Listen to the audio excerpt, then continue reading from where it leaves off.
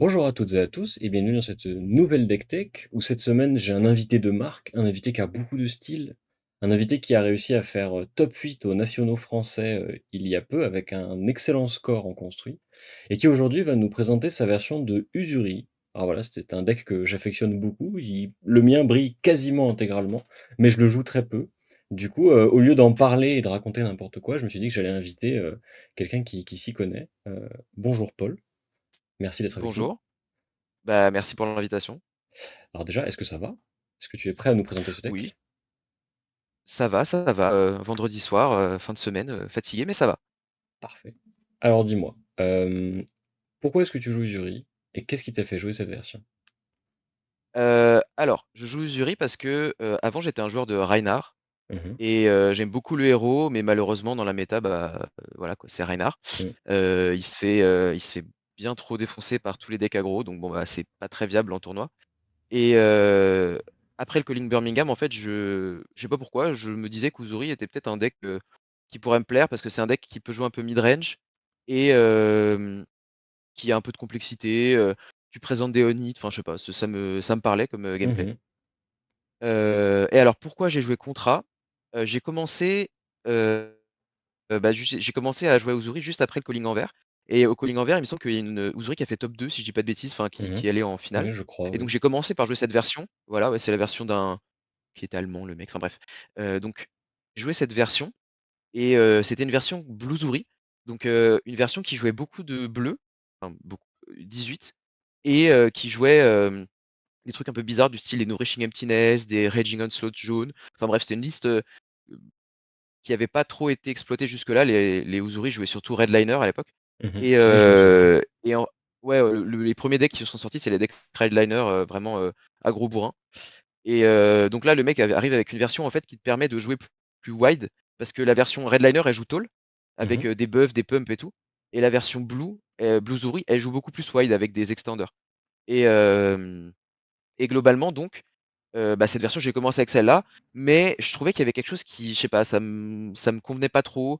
En fait, le fait d'avoir, parce qu'il y avait donc 18 blue, donc dans les 18 blue, il y a 15, stealth. Les cartes stealth, c'est les cartes bleues qui permettent d'utiliser le pouvoir d'Uzuri et en fait, il y avait ça et il y avait, 9 il y avait, 6 isolate, 3 OK. jaunes et 3 rouges, en plus des 3 bleus et donc en fait, ça faisait que tu avais un truc du style 21 stealth dans le deck, un tiers de ton deck était des stealth, Mmh. sauf que si jamais tu as que des stealths, bah, ta main elle fait rien. Tu peux Oui. faire, pitch pour dague et tu envoies une stealth à 3 et voilà et avec ta main de 4 cartes, tu as fait, 5 dégâts, tu présentes rien et tout donc en fait, je trouvais que le deck briquait assez régulièrement Mmh. et j'ai vu, sur le Discord inter qu'il y avait un mec qui jouait un deck, Contra. C'est, la decklist de Archon Alter sur, le Discord Ouais, je et l'ai vu passer j'ai aussi. commencé ouais, bah, le mec il joue que ça, c'était un je crois que c'est un ancien joueur d'Arachni ou un truc comme ça Mmh. et donc en fait, il a fait un deck Uzuri qui ressemble beaucoup à un deck Arachni, mais avec les nouvelles cartes, bah, qui sont propres à Uzuri, les stealths, les shakedowns et aussi les nouvelles armes qu'elle a eues, enfin que les assassins ont eues pendant, c'était quoi l'extension? Outsiders? Ouais, c'est Outsiders. Ouais, c'est Outsiders. Et donc en fait, je pense qu'il a vraiment fait un deck Arachni meilleur juste en jouant Uzuri parce que, bah, shakedown c'est très fort et Mmh. le fait de pouvoir swap avec le dominate là, c'est aussi très, très fort. Donc voilà et j'ai beaucoup aimé cette version parce que, heu, le fait en fait, j'ai l'impression qu'il a réduit le nombre de bleus, il a plus que Mmh. 12 bleus et il joue pas les isolate rouges. Ce qui fait qu'en fait qu'il a que, si je dis pas de bêtises, il a que 12 stealths dans le deck. Ce qui fait il est passé quand même de 21 à 12, donc il a quasiment, réduit de moitié et ce qui fait que tu te retrouves avec beaucoup moins de mains qui briquent. Mmh. Et tu as quand même, 12 bleus et genre, je sais pas, je vais dire une bêtise, entre 9 et 12 jaunes. Mmh. Donc ça te permet quand même d'activer les dagues. Ce que Redliner ne faisait pas beaucoup. Redliner vraiment jouait, sans dague, juste avec Flick Knives quoi et Bluzuri enfin, pardon, le Bluzuri de base c'était: «Je vais jouer avec les dagues et je vais go wide» et Contra dit: «Bah, je vais aussi, jouer avec les dagues, mais je vais essayer d'être plus enfin, d'avoir plus de modularité dans mes plays». Et ça je pense que je vais l'expliquer tout à l'heure quand j'expliquerai un peu les types de cartes. Mais globalement, je trouve que Contra te permet d'être plus modulaire dans ton game plan et aussi, quand tu vois ta main de 4 cartes en fait. Elle Mmh. te permet de jouer des mains de 4 cartes, des mains de 3 cartes, des mains de 2 cartes ou des mains d'une carte. OK, OK. Mais c'est aussi ouais, c'est aussi les conclusions, auxquelles j'avais abouti quand je m'étais renseigné sur Uzuri et tout et que j'avais regardé la liste d'Arcon Alters et cetera et c'est vrai que, les versions Redliner, je trouvais qu'il leur manquait quelque chose parce que j'ai trouvé trop rouge. Mmh. Les versions très Ouais. bleues, je trouvais qu'elles pionçaient un peu, genre elles étaient pas mal, mais Mmh. vas-y, faire juste des coups de dague pendant toute la game, je trouve ça un peu dommage quand on a un deck avec autant de nits et c'est vrai que la version Contra, elle avait réussi à mélanger un peu les meilleures choses de ces 2 mondes pour en faire une version qui pouvait Ouais. s'adapter en fonction de l'agressivité du deck adverse, de son plan de jeu, et cetera, et cetera. Heu, Exactement et donc moi, en fait, la version que je joue, c'est une version un tout petit peu modifiée. Vraiment, j'ai changé peut-être, je sais pas, même pas une dizaine de cartes. mmh J'ai changé vraiment, enfin, j'ai pris la version de Archon Alter, là, son mh, deck, sur le comment ça s'appelle? Sur Fabrari et j'ai changé, ouais, une petite dizaine de cartes maximum pour en faire ma version que j'appelle, moitié enfin, Fabrari, j'ai, moitié Bluesury, moitié Contrat parce que c'est un mmh. peu, un mix des 2 quoi. OK, OK. Bon, je vais rapidement présenter pour nos viewers le héros du coup. Alors Uzuri Switchblade, c'est un héros qui est apparu avec, Outsiders, qui est le deuxième assassin du jeu. C'est, un héros, adulte avec 4 d'intellect et 40 points de vie, donc il y a pas de surprise, c'est un héros assez classique et qui a une capacité activée en attaque-réaction une seule fois par tour, qui vous permet de bannir une carte de votre main face cachée, c'est le coup, puis de révéler la carte face cachée, heu, la révéler, bah, tu la mets face visible quoi et si c'est une attack action card qui coûte 2 ou moins, de la mettre, à la place d'une attaque avec stealth que vous êtes en train de jouer. En gros, si vous avez joué à Magic, c'est du ninjutsu, c'est faire, swapity swap, c'est, prendre l'attaque maintenant et dire: «En fait, c'en est une autre, elle est vachement plus grosse, fais attention». Du C'est coup c'est un peu le même, c'est un peu la même chose que Dorinthea aussi pour, les joueurs de Fab, c'est vrai, c'est vrai que c'est un ça peu la même présente un chose que peu Dorinthea. le même voilà. C'est genre, tu swing, Dawnblade et puis, tu dis: «Ah, vas-y, Alors c'est de peut-être. deviner». À la Ouais, c'est ça, ouais. différence à la différence que, en ayant joué Uzuri et Dorinthea, j'ai toujours trouvé Uzuri Mmh. plus prévisible parce qu'elle a moins de marge de Oui, manœuvre dans les possibilités qu'elle a, quand elle active sa capacité. Mais bah, c'est vrai qu'on non, sait jamais trop à quoi s'attendre quand elle fait la capa d'Uzuri. On sait pas ouais. si ça va être un Surgical à 4, un Shakedown à 6, Mmh. un Command and Conquer qui fait qu'on peut pas jouer la défense réaction, enfin. Bah, en fait, c'est ça. Moi, je trouve que, là où Dorinthea est très, c'est pas facile de lire, on va dire, ses dégâts, Mmh mh. Uzuri, c'est pas facile. C'est facile de lire ses dégâts, par contre, c'est très difficile de lire, heu, tous les effets qu'elle peut te faire, en fait. Enfin, si, c'est Mmh. facile en vrai, mais il faut que tu, puisses te dire: «OK, est-ce que je vais prendre si je prends un CNC, est-ce que c'est bien? Si je prends un shakedown, est-ce que ça va pas trop me foutre en l'air dans la game?» Enfin, voilà, il faut vraiment regarder sur plus les effets léonites, là où Dorinthea, tu as pas de Onite vraiment, enfin, tu en as quelques-uns, mais c'est voilà. Ils sont, en général annoncés léonites, tu les joues avant Mmh. quoi, les cibles à suprématie et tout et par contre, c'est les dégâts. Il faut Oui. vraiment faire des maths sur les dégâts, sur, ce qu'elle peut te proposer. Donc c'est la différence, je dirais, quand tu joues contre les 2. Mmh. C'est vrai, je suis d'accord. Mais du coup, Uzuri, elle a, sa principale force réside entre autres dans la qualité des cartes assassins. Cartes assassins qui manquent cruellement de Go Again, mais elles sont tellement fortes qu'en vrai, on les excuse un peu. Et du coup, tout l'intérêt d'Uzuri, c'est, d'avoir accès à des cartes exceptionnelles comme Leave No Witnesses dont on va parler, Death Touch, Shakedown qui est sa spécialisation, et plein d'autres trucs, mais, je te laisse maintenant nous présenter le deck dans l'ordre de ton choix, en fonction de ce que tu Alors, as bah, envie. je vais peut-être Vas-y. commencer par les équipements. OK. Alors les équipements, donc pour le torse, c'est super classique, hein, c'est unique. Je Mmh. pense que les decks assassins, j'ai rarement vu, j'ai même jamais vu de deck assassin qui joue autre chose que tunique. Donc voilà, c'est Bah, c'est le staple. moi j'en ai vu, mais en blitz parce que ça bloque. La réalité, c'est que la Ah, ressource de tunique est trop importante. oui, oui, oui, c'est ça. Heu, Ensuite, en armes, pour les armes, j'ai, en mainboard, j'ai, Spider's Bite et Nerf Scalpel. Mmh. Bah, parce que c'est les 2 dagues. En fait, Assassin a un set de dagues qui Mmh. va affecter la prochaine fois que tu défends avec une carte d'un certain type. Mmh. Spider's Bite, c'est les attaques action, Nerf Scalpel, c'est les reactions, pardon.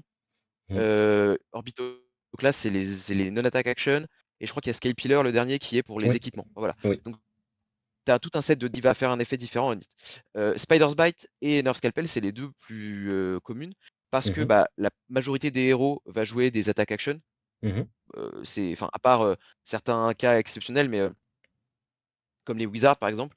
Mais donc voilà, Spider's Bite en général, elle rentre quasiment tout le temps. Et Nerve Scalpel, elle rentre pour plusieurs raisons. Et une des raisons, donc c'est déjà que c'est fort contre les decks qui jouent des défenses réactions. Et la deuxième chose, ça va nous permettre d'introduire Flick Knives, qui est en fait les bras de l'assassin. Et Mmh. c'est une carte qui a été aussi introduite dans Outsiders. Et pareil, j'ai rarement vu un assassin qui tournait sans Flick Knives. Parce que bon, au Bah, pire du pire, ça c'est-à-dire reste un que Iron Rot. ouais, c'est Non, mais ça. au pire du pire, ça reste un Iron Rot, ce qui est Mmh. pas ouf, mais bon, ça fait le taf, quoi. Et Ouais. au mieux, ça te permet en fait, une fois par tour en attaque-réaction, pour 0, donc gratuitement, d'envoyer une dague avec laquelle tu n'es pas en train d'attaquer, en ce moment, pour faire un dégât au héros, adverse. Mmh. Là où c'est fort, c'est que donc c'est un ping 1 qui, en fin de game, ça peut faire un peu comme un Kodashi Lock en fait, c'est si tu es à 2 PV contre Uzuri, tu peux pas te prendre une attaque Oui. tu peux pas te prendre une attaque, enfin tu Mmh. peux pas te prendre un dégât parce que sinon, tu as le Flick Knives qui va venir et qui va, te terminer, quoi. Mmh. Donc déjà ça c'est fort en situation de late game, et ensuite il y a une petite interaction avec Nurse Scalpel qui fait que, si jamais un adversaire joue une défense réaction, toi en réponse, tu peux utiliser Flick Knives en attaque reaction parce que le Nerf Scalpel dit la prochaine fois qu'ils défendent avec une ou plus cartes de réaction, elles ont -1. Et en Mmh. fait, les défenses réactions, alors je suis pas juge, hein, voilà, j'explique ça vraiment de manière très enfin Oh grossière, non, mais mais en gros, les t'inquiète. défenses réactions, quand tu les joues, elles n'arrivent pas directement sur la Mmh. table, elles sont d'abord dans une step que je ne, voilà, dont je ne connais pas le nom, mais en Mmh. gros, la resolution step peut-être. Enfin bref, C'est en tout layer cas, elles step. doivent se résoudre. Mmh. Layer step, OK. Et donc en gros, elles ont un effet, en général, qu'elles attendent de résoudre et donc toi, tu peux profiter de ça pour réduire la défense de 1. Ce qui te permet par exemple, tu as beaucoup d'attaques à 4, ce qui te Mmh.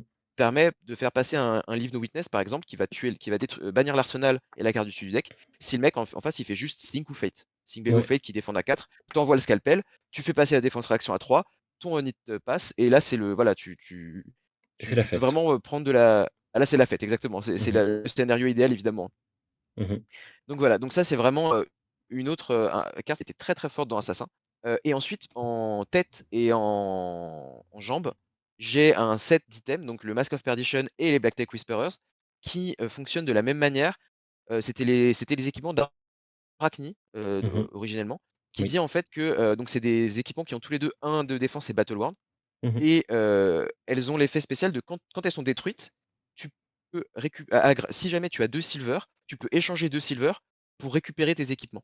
Mmh. Donc ça veut dire que si jamais tu arrives à créer des silver avec les contrats, on en parlera tout à l'heure, mais si jamais tu arrives à créer des silver, tu peux récupérer ces équipements. Et donc ils sont très forts déjà juste parce qu'ils te permettent d'avoir un de bloc assez régulièrement, et donc contre des breakpoints en fait, ou tout simplement pour avoir des free, enfin c'est des, comment dire? C'est de la value, gagnée, Ah bah, c'est petit à des petit. points de vie que tu gagnes au fur et à mesure que la partie avance. Voilà, c'est ça, c'est ça.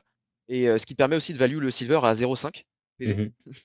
ce qui est pas, négligeable. Enfin Ce bref. qui est pas Mais en déconnant tout du tout. cas, ouais, c'est pas déconnant. Et donc les 2 ont un effet spécial en attaque-réaction.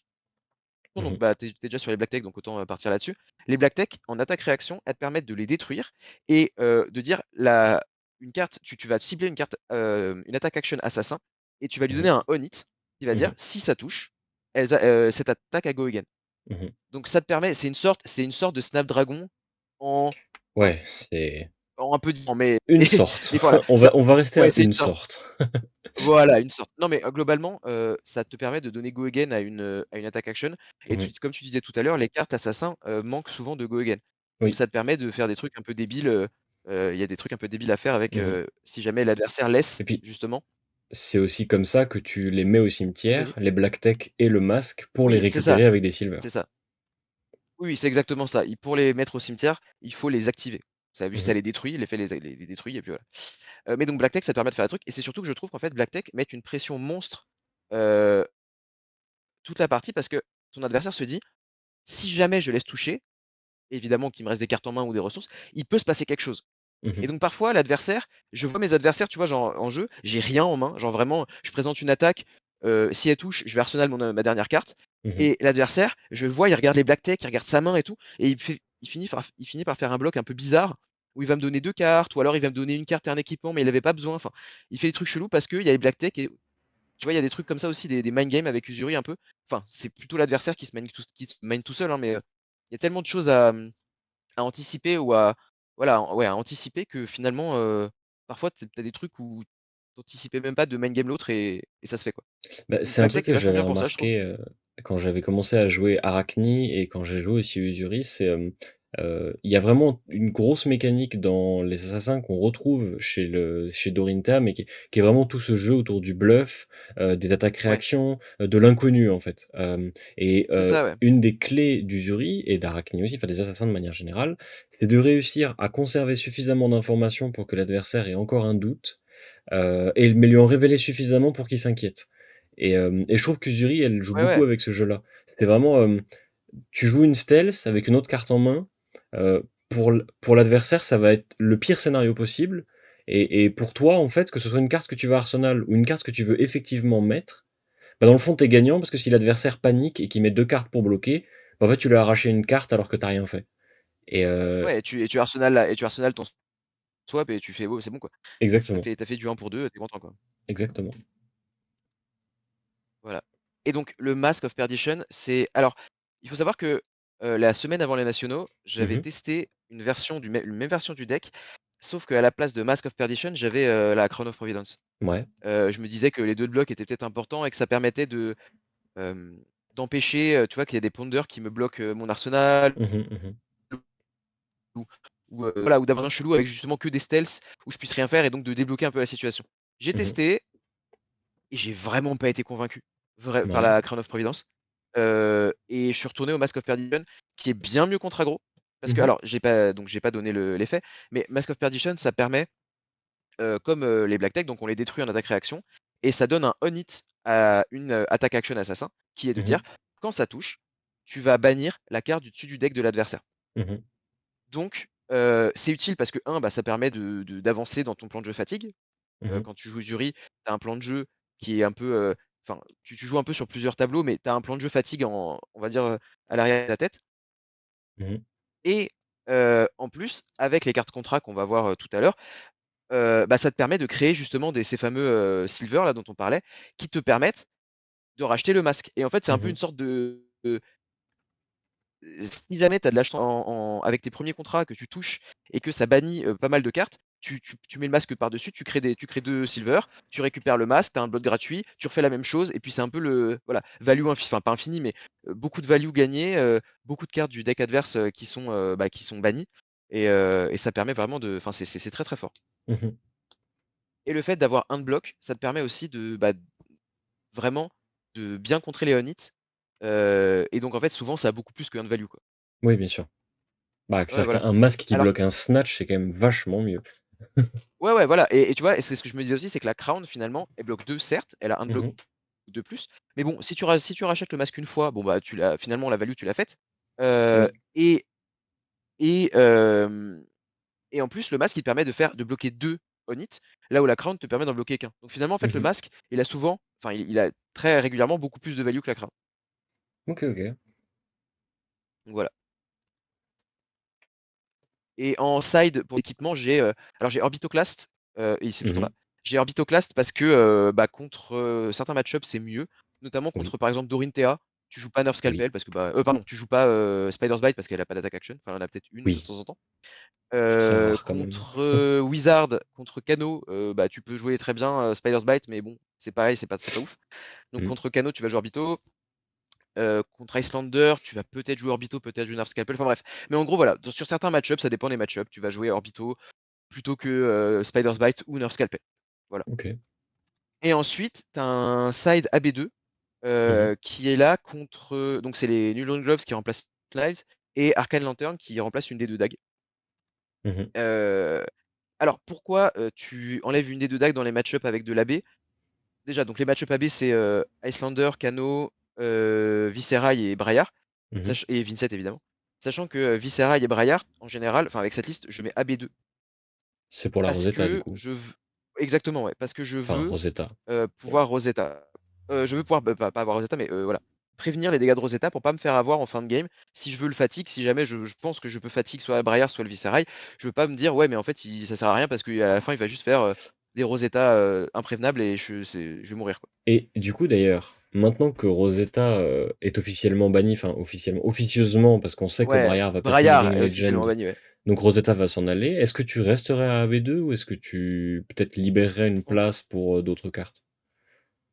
Je pense que je resterai à B2 quand même, juste pour le match-up, Iyslander et Kano. OK, ça marche. Après, il faut voir parce qu'en fait, c'est pareil, Iyslander va peut-être partir, enfin, en tout cas, elle est proche du départ, on va dire. Ouais. Heu et si Iyslander part, tu vois? Et que Mmh. Kano évidemment ne devient pas un deck ultra méta et je sais pas quoi, ça vaut peut-être le coup de disrespect totalement. Mais bon, ça c'est un voilà, mais Mais avec ça, c'est un avec choix de Iyslander méta, encore là bien sûr. oui voilà, c'est ça, mais avec Iyslander encore là, en tout cas, je mettrais à B2 et voilà quoi. OK, OK. Mais c'est clair que Rosetta partant, contre Viserai, bah, tu mets plus qu'à B1 quoi. Parce que, Mmh. Oui, ça bien sert sûr, à parce qu'il rien. y a plus que Tu les reprends Runechant, quoi. Enfin, il n'y a je pense que probablement tu je plus que les Runechant. ouais voilà et je pense que tu reprends, je dirais potentiellement les Flick Knives, heu, OK.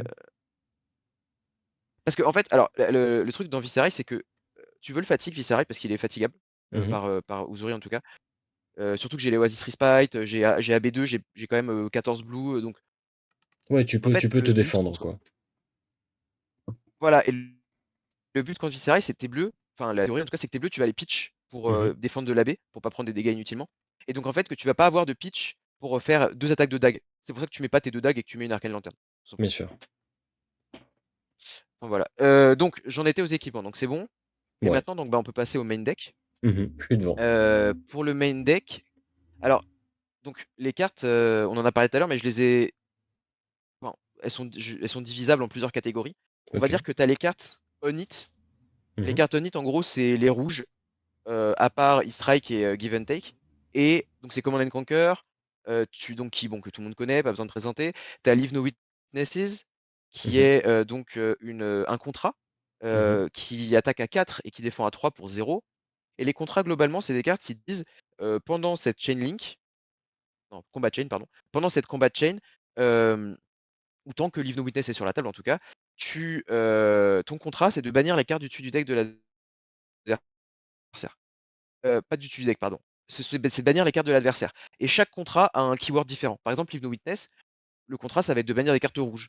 Mmh. Eradicate, qui est une carte que j'ai pas dans le deck là, c'est de bannir les cartes jaunes. Plunder de Pour, qui est dans le deck, c'est de bannir les cartes qui coûtent un ou moins, je crois, si je dis pas de Mmh. bêtises. Ouais, C'est c'est ça. ça. Et quand tu remplis ce contrat, tu crées un silver. Et donc le Mmh. silver, c'est ce dont on parlait tout à l'heure pour ramener Bah, c'est les pour Masques of ramener le Perdition, masque, ou bien sinon sûr. c'est juste voilà, ou les Black Tech. Et Mmh. sinon, en fait, c'est juste aussi des cartes qui, enfin le silver, c'est un token qui dit, «Je peux payer 3 pour piocher une carte». Mmh. Je détruis le silver, et voilà. Donc ça permet aussi parfois, je l'ai rarement fait, hein, mais ça Mmh. permet parfois de cycle ta main. Si tu as genre une main avec, 4 bleus, bah, tu peux dire: «Bon, bah, tant pis, je craque le silver et on va espérer avoir, quelque chose d'un peu mieux». Mmh. Ça peut arriver. D'ailleurs, Mais je en tout cas donc précise oui, quand même que, tout l'intérêt de Mask of Perdition, c'est que lorsqu'on utilise l'attaque-réaction du masque sur un contrat, ça nous permet de bannir une carte supplémentaire et donc d'avoir une exactement, occasion supplémentaire de remplir le contrat. C'est souvent comme ça qu'on va faire 2 exactement, silver sur Leave No Witnesses, sur Plunders the Poor et qu'en fait en bannissant une carte de plus avec le masque, on fait directement 2 silver qui nous permettent de racheter le masque et cetera et cetera. exactement, ouais. Et avec Leave No Witness, vu que ça peut bannir potentiellement la carte de l'arsenal et du dessus du Mmh. deck, parfois tu peux même créer 3 silver, si jamais tu as le masque, enfin ça peut faire des choses Et là, un c'est peu la débiles, fête, hein, vraiment faire 3 silver voilà sur Leave No exactement, ouais. Witnesses, aïe aïe aïe. Oui, bah tu joues contre Dromai. Ouais, C'est exactement. voilà, c'est ça. Mais donc voilà, donc tu as Leave No Witnesses, tu avais Command and Conquer, tu as Shakedown, Ah, c'est une bonne Shakedown carte qui est ça, hein. l'aspect usuré, Mmh. qui est une carte, moyenne, vraiment pas terrible, qui est, une 6 pour 3, qui coûte 2 et si tu as joué, ou activé donc une attaque réaction, sur la chain link en cours, Mmh. Shakedown gagne un Onit et en gros le Onit c'est, quand ça touche, je vais choisir une couleur moi, le joueur Uzuri choisit une couleur et l'autre ton adversaire donc te montre sa main et toi tu choisis une carte de cette couleur. Mmh. Donc ça demande et tu la bannis. Donc tu l'as choisi et tu la bannis. Ça demande quand même de connaître, le deck de l'adversaire à un minimum Bien sûr. parce que, bah, si tu dis n'importe quoi, bon, déjà tu risques de pas la bannir, enfin de pas bannir de carte et ça demande aussi parfois de connaître un peu, les habitudes de jeu des autres decks parce que je vais dire une bêtise mais contre Bravo, si tu vois qu'il bloque je vais dire une bêtise, avec une bleue, c'est peut-être parce qu'il a une rouge en main qu'il voudrait jouer et du coup tu Mmh. vas dire bleu. Mmh. Parce que, bah, voilà, enfin, s'il bloque avec une rouge, tu vois, tu vas peut-être dire une autre couleur, tu vas peut-être dire rouge. Enfin, c'est pas un très bon exemple là comme ça, mais globalement voilà, il faut voir ce que ton adversaire bloque, enfin avec quelle carte ton adversaire bloque aussi, pour, prédire un peu ce qu'il va avoir dans la main, et donc ça peut voilà, ça peut être une carte un peu tricky à jouer, mais, quoi qu'il arrive, tu vois la main de l'adversaire, donc ça te donne déjà énormément d'informations, même si tu bannis pas. C'est un truc que j'avais remarqué avec les assassins, c'est que, l'adversaire doit faire, très attention à ce que l'assassin fait, mais il est aussi très important pour l'assassin de savoir ce que veut faire l'adversaire pour, Ouais, réagir exactement, en ouais. conséquence. Ça se voit très Exactement. fort avec Shakedown, mais c'est aussi le Mmh. cas des pièges qui sont parfois joués, Ouais. Frailty Trap et d'autres, qui vraiment sont là pour, pour, emprisonner l'adversaire dans un piège que l'assassin a tendu et Ouais, Shakedown, c'est complètement. exactement ça. C'est, je sais très bien quelle décision tu as pris en bloquant de cette manière. Donc si je te touche avec checkdown, je vais te punir en conséquence. Et je trouve ça trop cool, moi. Ouais, non, clairement. Clairement, clairement. Donc ouais, Shakedown, c'est une carte qui est plutôt forte. Dans le même style, c'est pas une rouge, c'est une bleue, mais c'est Surgical Oh, Extraction. j'adore cette carte. Donc qui est une carte, pareil, qui a un contrat. Donc cette fois-ci, tu es cont enfin, ton contrat, c'est de bannir des cartes bleues et Mmh. cette fois-ci, elle attaque à 4 celle-là, vu que c'est une bleue, et si ça touche, donc elle a le limite de dire si ça touche, tu bannis la top card du dessus du deck et c'est un peu comme Shakedown, tu regardes la main de l'adversaire et tu bannis. Sauf que cette fois-ci, tu as même pas besoin de dire une couleur. Mmh. Juste, tu regardes la main et tu bannis une carte, de ton choix et voilà, il y a pas le truc de la couleur qui peut parfois faire que, tu reviens bredouille, de Shakedown ou alors, tu prends une carte pas terrible, enfin, voilà. Mmh. Là, Surgical te dit, bah, juste tu regardes et tu prends la meilleure carte de ton adversaire et voilà, quoi. Et tu le Mais mets dans pareil, la ça te sauce. voilà, tu le mets dans la sauce, exactement, ouais et ça bannit 2 cartes en plus Surgical parce que ça bannit top deck et main. Mmh. Donc, ça peut te permettre de créer des silver aussi, pour peu que ton adversaire joue pas mal de bleu. Mmh. Et d'ailleurs, Donc tu oui, sur vas-y. Shakedown, il y a un truc, moi, que j'aime beaucoup, c'est les joueurs d'Uzuri qui jouent Shakedown sans avoir activé la capacité Mmh. d'Uzuri et qui, si l'adversaire ne respecte pas assez les équipements, claquent un petit, Mask of Perdition ou un petit Black Tech pour activer l'effet supplémentaire et là, c'est la fête Bah et parce que c'est aussi une des raisons qui ont fait que j'ai joué Mask of Perdition au-dessus de oui, Crown. Parce qu'en parce fait, que ça Crown ne te permet de permet faire pas de ça. faire ça. Ouais, bien sûr. Ouais et c'est comme tu dis, c'est toujours tu te l'adversaire se demande toujours: «Mais est-ce qu'il va vraiment claquer un masque Est-ce qu'il va le là-dessus?» faire? C'est pas très worth it, mais en vrai si. Ouais, Oui. exactement. Est-ce qu'il va le faire ou pas? Enfin, c'est toujours un peu la question, je pense que les adversaires se posent. Mmh. Heu, ou c'est pas plutôt est-ce qu'il va le faire, c'est est-ce que s'il le fait, ça me met dans une sauce pas possible ou pas? C'est plutôt ça Oui. le Oui, c'est souvent ça et en la fait, c'est question. c'est souvent après Ouais, ouais, cette ouais. question-là que l'adversaire se dit: «Bon, bah, allez, je vais mettre 2 cartes parce qu'il faut bloquer quand même». Voilà, Mmh. ouais et tu sais, tu un peu le temps aussi qui joue, tu te dis, ça fait genre, 45 secondes que tu es en train de réfléchir, tu dis: «Bon allez, il faut que j'y aille parce que sinon ça va durer trop longtemps». Enfin, il y a aussi des trucs Mmh. comme ça parfois. Mmh. Mmh. OK, Donc on OK. a fait Surgical Shakedown, CNC Leave No Witness, Reste Death il y a Touch. Death Touch. Ouais, il y a Death Touch qui est aussi une très bonne carte assassin, qui est une, 6 pour 1, voilà, bon elle bloque 2, c'est le seul inconvénient et il Ah, y elle a peut aussi pas un être autre jouée de la inconvénient, main c'est aussi quand même. qu'elle ne peut pas voilà, elle ne peut pas être la main. Sauf que Uzuri a pas mal de manières de contrer enfin de jouer autour de ce truc, donc en fait, c'est pas si problématique que ça. Mmh. Et donc, Death Touch qui te dit donc, tu attaques à 6, si ça touche, tu crées une maladie au choix. Là, les jetons maladies qui sont apparus aussi dans Outsiders. Mmh. Donc soit un Frailty, soit un Inertia, soit un Blood Rock Pox Mmh. et globalement, si tu choisis Blood Rock Pox, c'est une carte qui fait 8 dégâts pour un de pitch, quoi. Mmh. Ce qui est très, très fort. Ce qui est très, Ou très fort, si tu effectivement. joues, enfin si tu choisis Frailty contre Lexi, c'est une carte qui a fait parfois 9 de value, quoi. Pour un. Mmh. Donc c'est très, très fort Death Touch et Assassin peut jouer enfin Uzuri peut jouer autour de la condition de Death Touch ne peut pas être joué de la main parce que, justement tu as la mécanique des swaps qu'on expliquera après, mais donc Mmh. tu as la mécanique des swaps qui permet de justement, bah, de bannir Shakedown, pardon, de bannir Death Touch de ta main et du coup il est pas joué de ta main, hein, il est juste envoyé sur le terrain, Et un pattern de jeu que j'ai beaucoup vu et que j'aime beaucoup, c'est, quand Uzuri, un tour, a proposé une attaque avec, stealth, donc à menacer d'un ouais. éventuel swap, que l'adversaire respecte et qui bloque correctement et que du coup Mmh. l'adversaire, enfin la Usury n'a qu'à Arsenal son Death Touch, attendre d'avoir la Ouais. tunique up, bloquer avec 4 cartes de sa main et faire 6 pour tunique, Ouais, ouais. et ça permet de reprendre la tempo, c'est assez impressionnant Ah et c'est oui, non, très efficace. c'est monstrueux. Non, non, c'est très monstrueux. De remettre, Death Touch avec un codex aussi, tu Mmh. fais, tu une bleue en main et un codex et tu fais, genre Eaters Bite ou Nerf Scalpel en fonction de ce qui est mieux pour toi. Codex, Death Touch, c'est monstrueusement fort. Mmh mh. Mmh. Tu présenté 7 de dégâts avec un Onit, sachant que c'est pas 7 de value parce que, Spider's Bite ou Nerf Scalpel va forcément avoir, enfin pas forcément, mais souvent avoir un de value ou obliger l'adversaire à bloquer de manière bizarre. Donc ça a plus de value que un en fait, les Mmh. les dagues. Mais voilà, il y a des plays, il y a j'expliquerai un peu les plays tout à l'heure si tu veux. Mais il y a des plays un Mmh. peu, qui brisent un peu les maths de Flesh and Blood et qui font que, bah, tu gagnes. Enfin, de toute façon, c'est que comme ça que tu gagnes de l'avantage dans Flesh and Blood, mais, ça te permet Oui. vraiment de, voilà, de faire des trucs un peu bizarres, Mais en c'est termes vrai que de c'est maths. c'est quelque chose que j'avais remarqué, quand, seulement Dynasty était sorti et que, il n'existait qu'Arachni. J'étais arrivé à la conclusion que, Assassin, c'était une classe super, qu'il y avait des cartes qui faisaient beaucoup de value, qu'il y avait beaucoup de value cachée, notamment avec les dagues, tout le jeu autour des réactions et cetera et cetera. Mais que ça manquait de power card. Et Ouais. Outsiders est arrivé. Outsiders, sort des cartes excellentes, Ugiri, ça et surtout une carte, Codex, ouais, voilà, ce petit ouais, codex-là, puis ce le petit ban codex, codex ouais. comme on dit, qui est un peu Ouais, fort. exactement, ouais. Un C'est peu un peu bah, fort, ouais. je te laisse expliquer pourquoi est-ce qu'il est si fort que ça. Alors si je peux me permettre, on finit avec les cartes, Vas-y, excuse-moi. les cartes, Onit et après on non, t'inquiète, t'inquiète. C'est OK, juste pour OK, pas se perdre parce que sinon moi je me connais, je me perds donc. ça Heu, marche.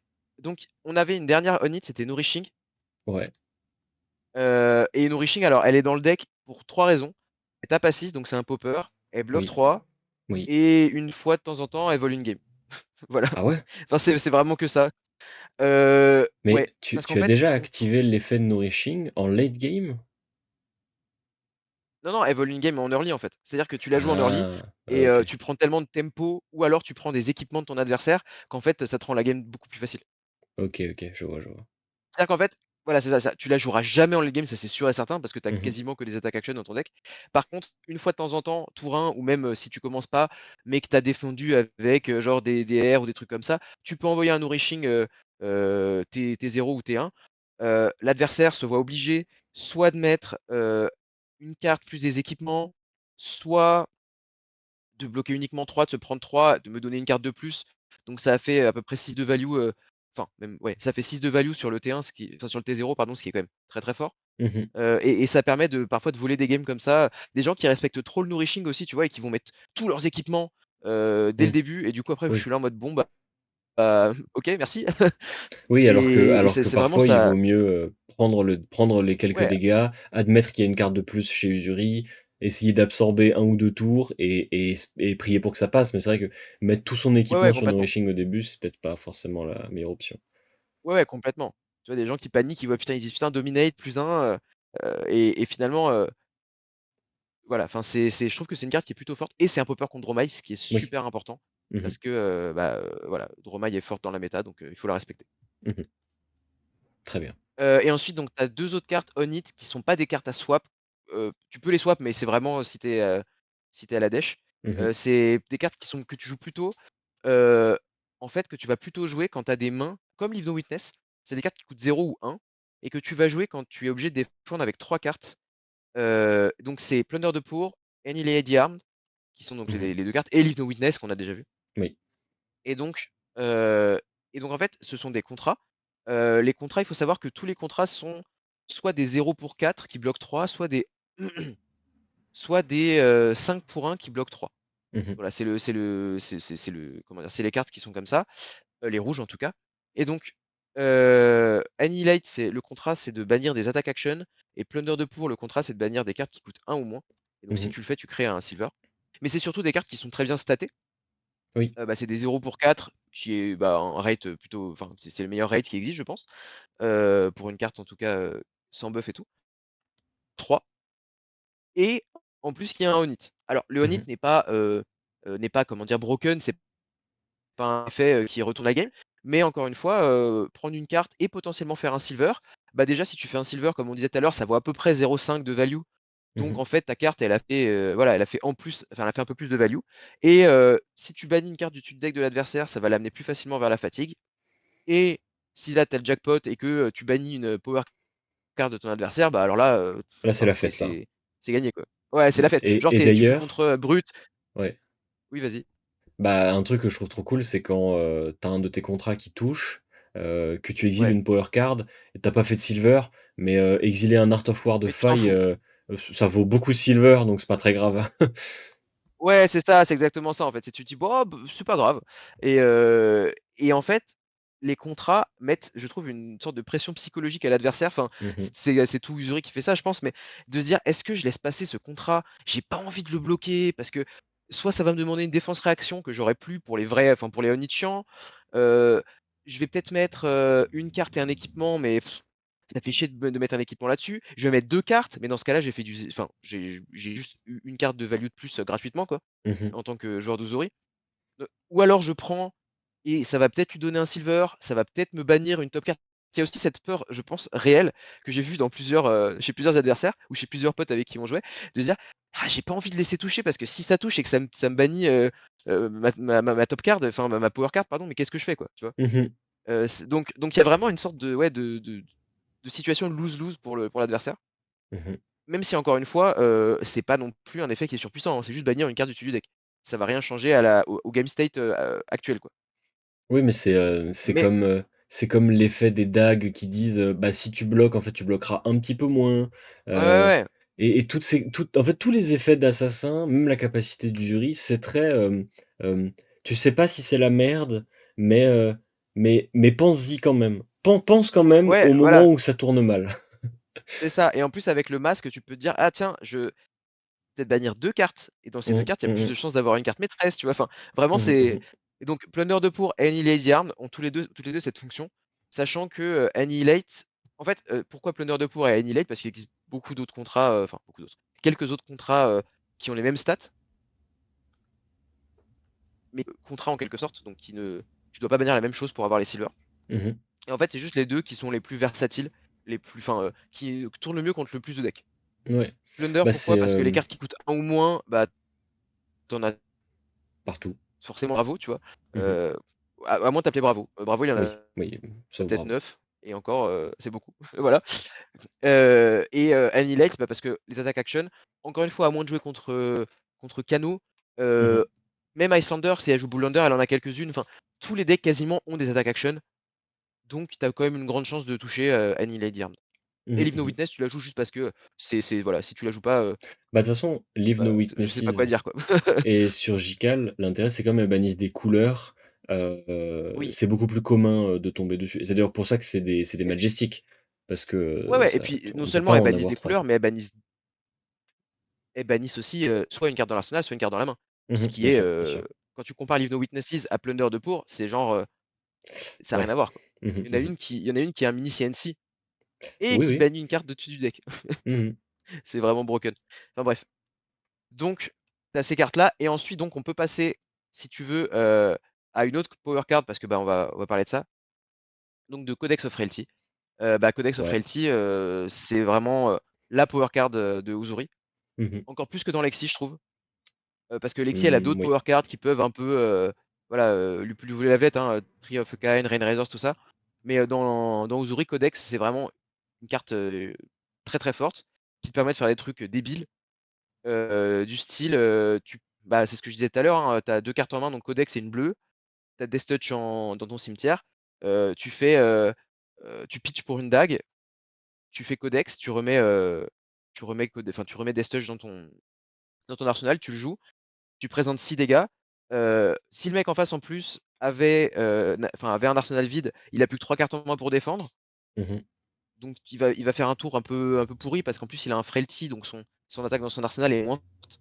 Mmh mh. Enfin c'est voilà et en plus tu as un ponder, ce qui fait en fait que tu as utilisé virtuellement qu'une carte Mmh parce que mh. le codex est remplacé. Donc tu as fait du 1 pour, enfin tu as fait une carte pour 7 dégâts, voire 9 avec le Onit. Heu, Voire un peu plus parce que, si jamais par exemple ta Spider's Bite enlève un de bloc à une carte, bah, tu as fait une de value de plus. Enfin voilà, c'est des trucs comme ça qui font que parfois tu as des trucs un peu débiles Mmh. ou des tours où tu as la tunique et tu fais le même tour, sauf qu'au lieu de ramener Death Touch, tu ramènes CNC, tu ramènes Command and Conquer et avec la tunique, tu envoies, tu as mis ton cours de Spider's Bite et tu envoies Command and Conquer et tu dis: «Tu peux pas mettre de DR» et tes attaques bloquent à 1 de moins. Voilà. Bah, c'est, Si tu as pas d'équipement, c'est dur, quoi. c'était, un des quand Codex of Frailty a commencé à briller, il y avait des gens qui disaient que en fait, la carte était encore plus forte avec les assassins parce que, tu n'as même pas besoin de garder de carte en main pour que la carte soit Ouais, exceptionnelle, puisqu'il suffit d'un Leave No Witnesses au cimetière pour que ouais, Codex devienne, j'enlève potentiellement une carte de la main de l'adversaire et en plus je lui menace, d'enlever la carte qu'il vient de mettre dans son arsenal ouais, avec ouais, la carte que je joue du mien et en plus j'ai un Ponder et il a un Frailty ouais. et là tu fais: «Ah ouais, ça fait beaucoup pour une carte quand même, Ouais, ouais, c'est ouais. pas mal, Non, non, hein?» c'est une carte qui est très forte. C'est une carte qui est très forte. Après, dans Uzuri, je dirais qu'elle est clairement broken, hein. Enfin, je veux dire, il y a Mmh pas mh. de je vais pas dire, Mmh «Non, mh. non, c'est une carte tout à fait fine». Non, non, elle est overtune, il y a pas de problème. Mais Uzuri a besoin de ça pour Oui, exister. oui, bien sûr. Je pense que et en fait, c'est que 3 power cards dans le deck entre guillemets. Enfin, heu, il y a pas que ça parce qu'il y a d'autres power cards, mais qui sont quand même à un niveau, si tu parles du niveau des cartes, enfin du power level des cartes, Leave No Witness c'est quand même 3 crans en dessous Codex. Pareil pour Shakedown, pareil pour Surgical et tout, quoi. Donc Mmh mh. je pense qu'elle a besoin de cette carte pour exister. Sans ça, ce serait très, très dur de jouer aux Ori, de Ouais, manière bien sûr. compétitive. Bah, c'est ce qui empêchait Arachni de briller, c'était son absence Voilà, justement de power card. Son absence de ouais, cartes qui fait beaucoup de value d'un coup et qui permet de c'est ça. rivaliser avec les cartes similaires des autres decks, les Channel Moon Qui te permet de Héroïque, reprendre de la les tempo. Tree of a Ouais, Kind, et cetera, et cetera. qui permet de reprendre de la tempo, de manière assez forte, en fait. Très bien. Donc ça, c'est donc tu ta Codex. Qu'est-ce que j'ai pas oui, Bah, les ensuite, je swaps. vais parler des stealths. Mmh Ouais, mh. je vais parler des stealths. Donc dans les stealths, tu as, 6 isolate. Mmh mh. Donc la isolate, c'est la carte swap que tu veux jouer. Si je Ah dis oui, de pouvoir jouer c'est la 15, tu en jouerais meilleure. 15, hein. Oui. C'est la meilleure, voilà. Donc les cartes stealth, elles ont comme, dénominateur commun d'être des 0 pour bon, elles bloquent 3, elles coûtent, 0 à jouer Mmh mh. et elles ont le keyword stealth qui te permet en fait tout à l'heure on parlait du pouvoir de héros de Uzuri. Le pouvoir de héros de Uzuri, tu peux swapper uniquement si tu as une carte stealth qui est déjà en train d'attaquer. Mmh mh. Si tu as pas de carte stealth, tu peux pas faire le pouvoir d'Uzuri. Donc en fait, c'est un peu tes cartes, qui te permettent de bluffer. Et Mmh là mh. où Isolate est très, très forte, c'est que non seulement donc elle a stealth, mais en plus elle a dominate. Ce qui fait que Mmh. si jamais, tu la joues, l'adversaire ne peut bloquer qu'avec une carte de sa main et Mmh ensuite mh. quand tu actives le swap, vu que tu es déjà en phase de réaction, bah, il peut plus mettre de cartes de sa main qui ne sont pas des défenses réactions. Mmh mh. Donc s'il a pas de DR dans la main ou dans l'arsenal, bah, il est obligé de se prendre la carte qui arrive après, quoi. Mmh mh. Ou s'il a pas d'équipement. Enfin voilà, s'il bloque pas en tout cas de manière, heu, comment dire? S'il peut pas bloquer de manière, optimale, bah, ça le force à prendre le on hit. Et donc j'avais pas fini ma description des cartes stealth, mais les cartes stealth bleues, elles ont un d'attaque Mmh. et ça va être important pour, une carte dans le side, pour, Looking for a Scrap et donc c'est une des raisons aussi pour lesquelles, heu donc Isolate est très, très forte, hein, on en joue 6. J'en joue pas 9. Il y a beaucoup de versions d'Uzuri qui jouent 9 Isolate, qui jouent aussi les rouges parce que c'est ce que je disais en intro là, je trouve que jouer trop de stealth, Mmh. Mmh mh. c'est tu as tendance à te retrouver parfois avec des mains où genre tu as, 4 stealth et ou 3 stealth et une défense réaction et tu fais: «Bah, j'ai une main de 4 cartes et je peux proposer 4 dégâts» Ouais, et voilà et sans on hit, sans rien et donc ça parfois tu pleures un peu. pas Donc ouf. voilà, donc j'ai cut les isolate rouges en me disant que 6 isolate c'était déjà assez suffisant. Mmh mh. Hem et ensuite donc tu as Backstab, Wither et Sedate. Backstab qui est la deuxième meilleure pour moi, des stealths, tout simplement parce que, Backstab, te permet en fait enfin a le texte de Command and Conquer en gros qui dit: Mmh mh. «Aucune défense réaction ne peut être jouée, sur Backstab». Donc si tu fais Backstab, que tu swaps Command and Conquer, ça empêche l'adversaire de jouer en DR. Mmh mh. Ça empêche complètement l'adversaire de jouer des DR et donc par exemple, si tu vois que ton adversaire en fait, ça met encore une fois la pression à l'adversaire de se dire: «Si jamais il a CNC et que je défends pas intégralement, je vais perdre mon arsenal». Mmh mh. Mais s'il a pas CNC et que c'est juste un bluff, Bah, bah, je vais peut-être, tu passer pour un con, overblock bloquer avec 2 et cartes alors qu'en fait il avait un Sync Bello en main. ouais, c'est ça. Voilà, c'est ça, alors qu'en fait tu avais un Sync Bello en main et que, tu viens de je viens de lui donner 2 cartes gratuitement, quoi. Donc Mmh. il y a toujours ce truc de se dire: «Bon», et je trouve que c'est une carte qui permet de bien bluffer sur backstab. Et après Wither et Sedate, donc qui sont les 2 autres, swaps, les 2 autres stealths pardon que je joue. Wither en x3 et Sedate en x2, bah, elles mettent les maladies. Wither met, Frailty on it et Sedate met, Inertia on it. Mmh. Alors j'ai vu dans beaucoup de listes Uzuri qui préfèrent jouer, Bloodrot Pox, non c'est pas Ouais. Bloodrot Pox, comment elle s'appelle? Je sais plus, C'est, mince, mais en gros, la Infect, stealth qui met, Infect. ouais, c'est ça, la stealth qui met Ouais, ouais, blood rot, c'est en gros. Infect. Mmh. Exactement. Ils préfèrent jouer Infect plutôt que Sedate parce que leur raisonnement, c'est de dire, «Je préfère avoir 2 dégâts, assurés si jamais ça touche». Donc en fait, c'est de Mmh. transformer une bleue pour, c'est une sorte de 0 pour 3 entre Oui, c'est guillemets quoi. ça, ça devient une 0 pour 3 du coup. Voilà, plutôt que d'avoir Sedate qui va mettre un Inertia mais que beaucoup de decks, enfin, ce qui sont pas intéressants pour beaucoup de decks. Mais moi, j'ai Mmh. trouvé que par exemple contre Icelander, Sedate est plus sympa, que comment ça Même s'appelle? contre Que Lexi? Infect, et contre Lexi aussi, voilà. OK, Donc OK. je me suis dit que, voilà, c'était mieux de mettre Sedate. Après, honnêtement, Sedate ou Infect, de toute façon, elles ne vont quasiment jamais toucher. Mmh mh. Donc voilà, on va pas c'est pas ça qui va changer grand chose, quoi. Mais Mmh mh, je mmh. joue donc, si tu connais, je joue de 6, 9, 12, 14. Je joue Ouais. 14, swap, enfin stealth pardon, excuse-moi. Mmh. Je joue 14 stealth, sachant que la plupart des listes Uzuri jouent entre, je dirais, 9 et ça peut aller jusqu'à 20, voilà, stealth. OK, Moi, OK. j'en joue 14. Voilà, j'ai un peu au milieu. OK, OK.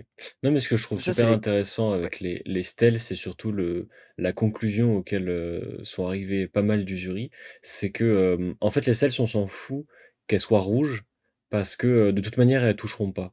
Parce que soit on les swap ouais, avec usury, soit l'adversaire les bloque correctement. Donc en fait, mieux vaut que les ouais, stealths nous servent à bloquer et à faire des ressources, plutôt qu'à, vaguement faire des dégâts, mais en fait clog les mains et pas avoir go again, et cetera, et cetera. c'est Et ouais, ça. c'est vrai que Bah, la seule Backstab et stealth Wither et Sedate, c'est exactement ça, quoi. C'est des stealths qui, ouais, ouais, en fait, font un truc en plus, mais sont surtout bleus, bloc 3 avec stealth, quoi. c'est ça. Après, tu vois, la version, Redliner d'Uzuri, du coup, Mmh. joue très peu de stealth bleu. Elle va jouer la Isolate parce que de toute façon, je pense que toutes les Uzuri jouent, Isolate Oui, bleu, il y a bah, pas de enfin, oui, je vois pas pourquoi tu le ferais c'est pas, quoi. très fort. Mmh. Et donc elles jouent Isolate bleu et après elles vont jouer par exemple les Infect rouges, les Mmh. Isolate bon elles vont jouer les 9 Isolate quoi qu'il arrive, les Infect rouges, les Wither rouges, des trucs comme ça. Parce qu'en fait, ces cartes-là te permettent d'avoir plus de «swap» entre guillemets. Parce que par exemple Razor's Edge ou, les Spikeweed, Mmh. toutes les, attack reaction là Oui, je vois. qui donnent +3 et qui mettent un petit voilà, en fait elles te permettent de transformer tes stealths rouges en swap. Enfin en Mmh. cartes en attaque à 6. Et que ça coûte 2 cartes. En fait, en gros, c'est comme si tu avais une autre carte à 6 dans la main. Ouais, ouais, mais Enfin, je sais pas si je m'explique très oui, bien, mais si, je voilà. vois, t'inquiète, ouais, je Et donc comprends. ça te permet genre si tu fais un truc il y a des tours un peu débiles pareil où tu fais, infect et enfin tu as une bleue, donc tu pitches pour une dague, tu fais infect rouge, donc tu présentes 3 de dégâts. Le mec en face va te dire: «Vas-y, je vais bloquer 6» et toi tu fais, «Bah, vas-y, attaque with Bloodrot et shred». Donc je t'ai Mmh. fait, 6 dégâts avec 2 Bloodrot et toi tu as défendu avec 2 cartes de ta main. Voilà. Ouais. Enfin, je t'ai fait pendant Ouais, 3 ouais, dégâts ouais. avec deux Bloodrot. Enfin, ça permet de faire des trucs un peu débiles. Mais c'est vrai que c'est surtout, en fait, les Uzuri ont commencé à jouer plus de bleu parce qu'elles ont commencé, je pense, enfin, de base, c'était ça, à plus jouer avec les dagues. Mmh. Le deck Redliner, comme je te disais au début, ne joue quasiment pas avec les dagues parce qu'il a pas de quoi pitcher. Mmh. Et alors que le deck Bluzuri et Contra joue beaucoup plus avec les dagues Mmh. pour rendre justement comment dire?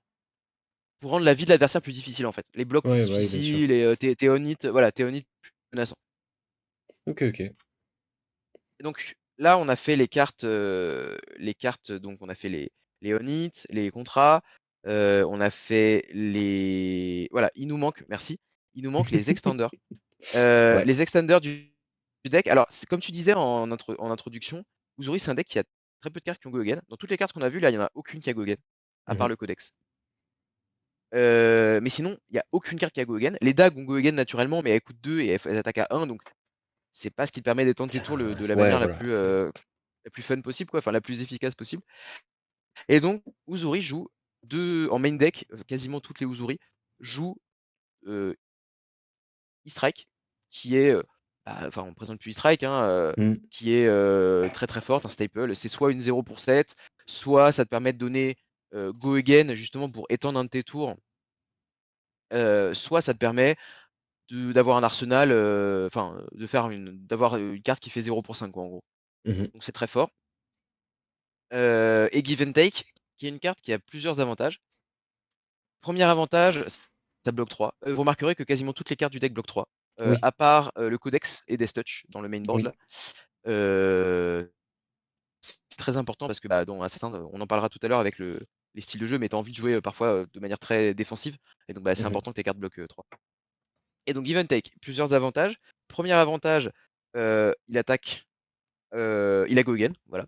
Mmh. C'est une attaque à 3 qui a Go Again et 1, donc qui peut, potentiellement, si jamais tu gardes Give and Take, une bleue et CNC, tu peux potentiellement faire un tour où tu présentes 9 dégâts pour 3 cartes, ce qui est à peu près on rate, un peu below rate, mais ça va, avec un on hit chiant Mmh. de CNC. Et en plus, Give and Take a un on hit lui-même, enfin, c'est pas exactement un on hit, mais a un effet en tout cas, qui est chiant, qui dit quand elle est défendue par une carte, une action card, tu peux remettre, toi, c'est le joueur qui joue Give and Take, peut remettre une carte action de ton cimetière qui coûte moins que l'attaque de Give and Take, donc qui coûte moins de 3.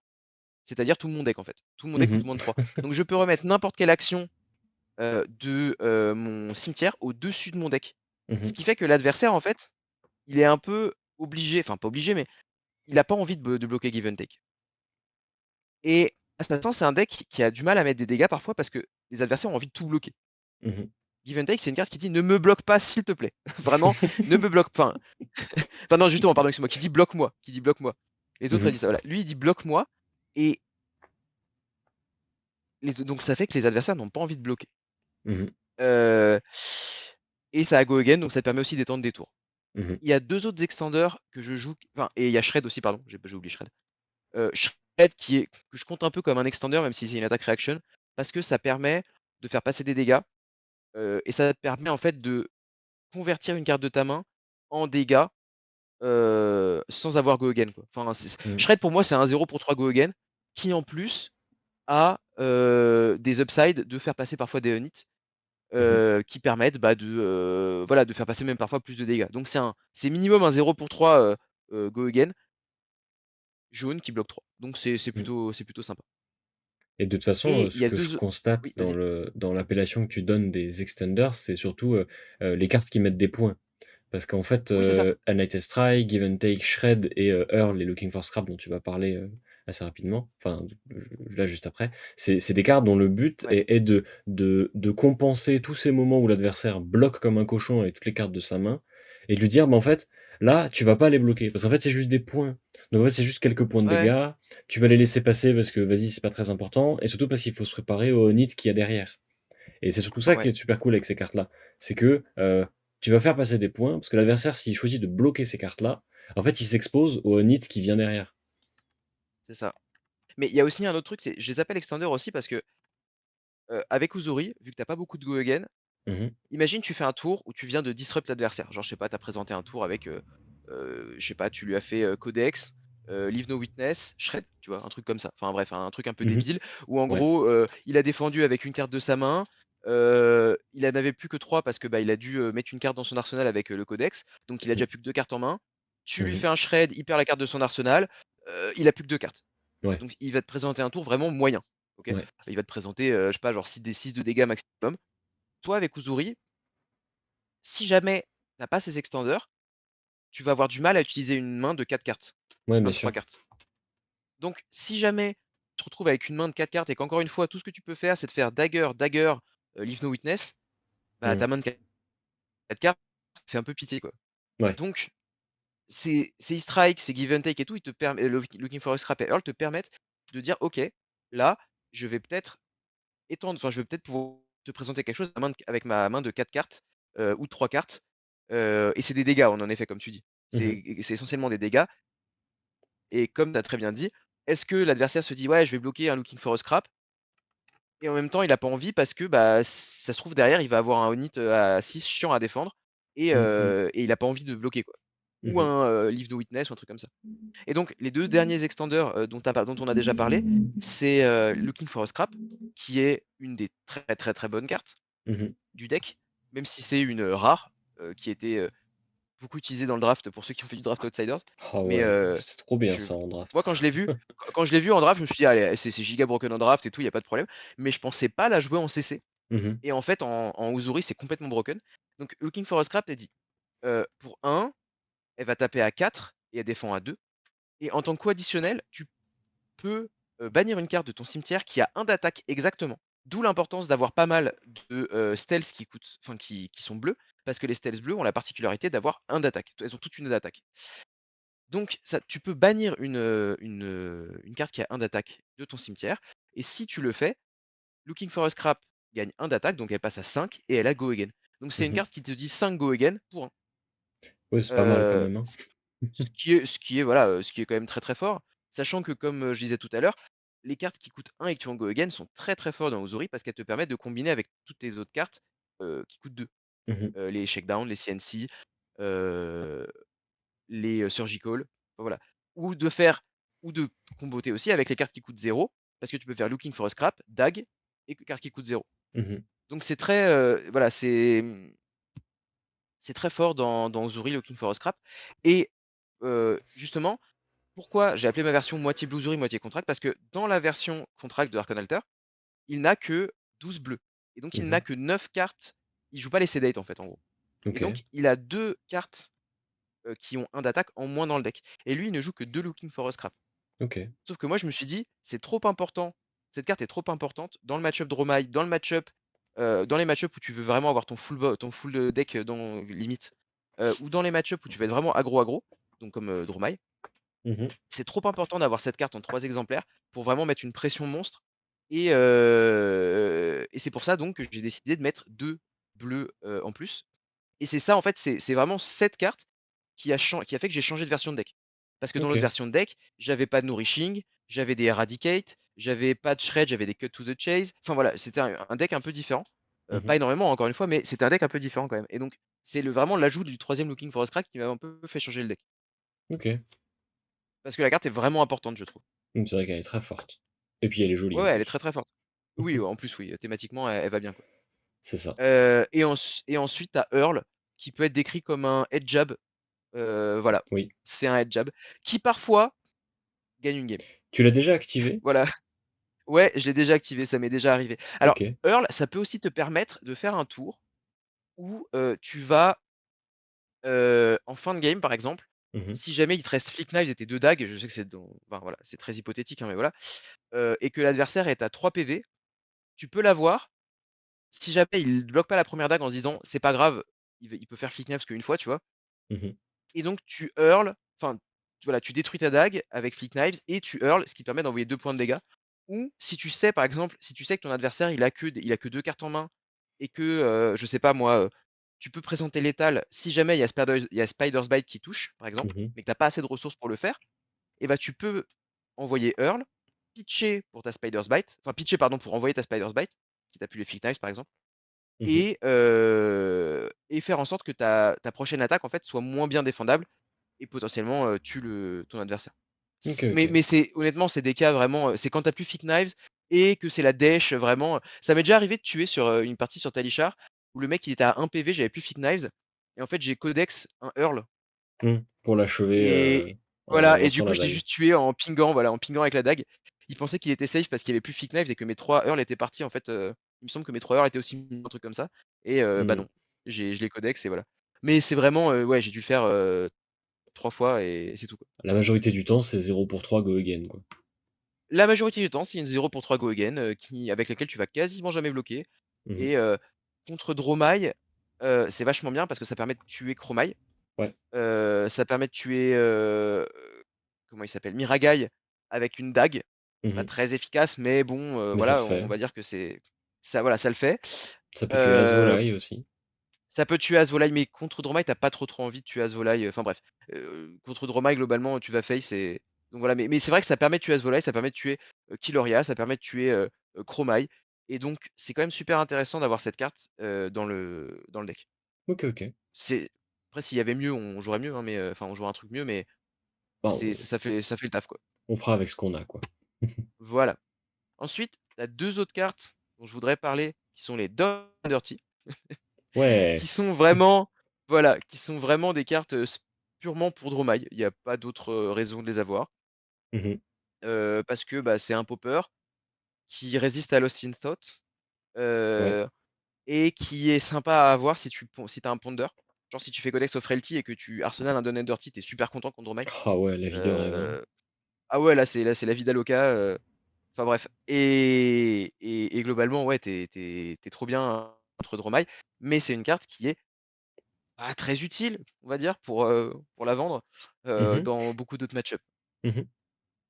Mais qui a l'avantage, par exemple, si tu la mets en arsenal, de te dire: «Au pire du pire, si j'ai besoin de défendre pour, que mon arsenal, soit, vide pour codex, je peux défendre avec». Ou alors ça peut être juste un truc en mode: «Bah écoute, j'ai un tour un peu merdique, je te présente 6 pour 2, voilà, Mmh c'est que mh. des dégâts, mais c'est quand même on rate, donc c'est pas voilà, c'est pas la meilleure carte Bah, du monde, ça mais c'est ça montre surtout à quel point le match-up Dromai est un match-up très compliqué, heu, oui, tellement compliqué que, tu veux, y dédier littéralement 2 cartes de ton side pour ce match-up, ouais, quoi.